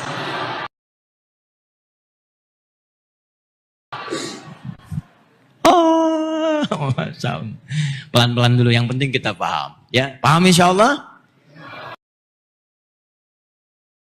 Jelas, mengerti? Siap diamalkan? Ya. Nah, ya, nanti insya Allah kita akan teruskan dalam jumpa berikutnya. Termasuk nanti jenis-jenis bacaan yang qiraatnya berbeda. Nanti ada yang Bismillahirrahmanirrahim, jelas sampai Malik Yaumiddin, ada yang panjang, ada yang pendek. Ada yang ihdinas shiratal mustaqim pakai shad, pakai sin, pakai zai dan seterusnya. Apa tujuan-tujuan itu dan seperti apa gambarannya? Ya kami kira karena saya harus kembali jam 7 ini kembali ke Jakarta, ke Bekasi, maka saya ucapkan terima kasih pada seluruh warga Jawa Barat, khususnya di Bandung dan sekitarannya yang mengikuti taklim dari kami datang khususnya di hari Sabtu. Saya ingin menyampaikan teman-teman pengumuman dengan sangat singkat. Yang pertama, khusus untuk yang tadi malam, tentunya mencakup juga yang saat ini subuh. Tadi malam suasananya sangat luar biasa. Ya saya dengar di luar itu hujan deras. dan karena kita di dalam tidak mengetahui dengan baik, awal datang itu masih gerimis, dan Masya Allah saya melihat bertahan seluruhnya, ya bahkan ada yang menulis, ya ada yang juga duduk, yang kehujanan luar biasa. Saya tidak bisa membalas apapun kecuali saya bermohon kepada Allah, mudah-mudahan insya Allah semuanya digantikan oleh Allah, diganti dengan surga insya Allah. Ya, baik. Dan juga saya dengar tadi malam luar biasa suasana juga, kalau ada yang sulit atau apa, tolong disampaikan. Dan demikian perhatian guru kepada murid, kalau ada sesuatu yang kira-kira bisa kita sinergikan, tolong sampaikan, dan saya kalau mampu insya Allah saya lakukan. Ya, insya Allah saya maksimalkan itu ya. Saya coba berpikir kalau memang jumlah banyak seperti malam, saya pulang masih ada yang menunggu hujan, ya sulit kendaraan, saya sempat tadi malam berpikir kalau mungkin tempat nanti mencakup, kemudian sulit untuk kendaraan, mungkin saya coba renungkan, kalau saya memungkinkan di beberapa titik daerah nanti saya siapkan seperti bis-bis supaya nanti bisa mengantar antum pulang ke tempat tujuan, dan mungkin akan memudahkan untuk di jalan-jalan. Insya Allah nanti coba kita pikirkan, sehingga dengan itu ada kemudahan-kemudahan untuk kita bisa mengikuti dan memaksimalkan potensi keislaman kita di hadapan Allah Subhanahu wa taala. Baik, saya kira itu, maafkan saya dan doakan semoga Allah mengampuni dosa-dosa kami dan keluarga. Terakhir, nanti bulan depan kalau tidak ada halangan, wallahu a'lam, tapi kita coba maksimalkan. Nanti insya Allah akan kami siapkan slot khusus untuk At-Taisir setelah launching di Jakarta nanti. Nanti kita akan bawakan, mungkin ada pembagian ya yang sifatnya juga mungkin terbatas.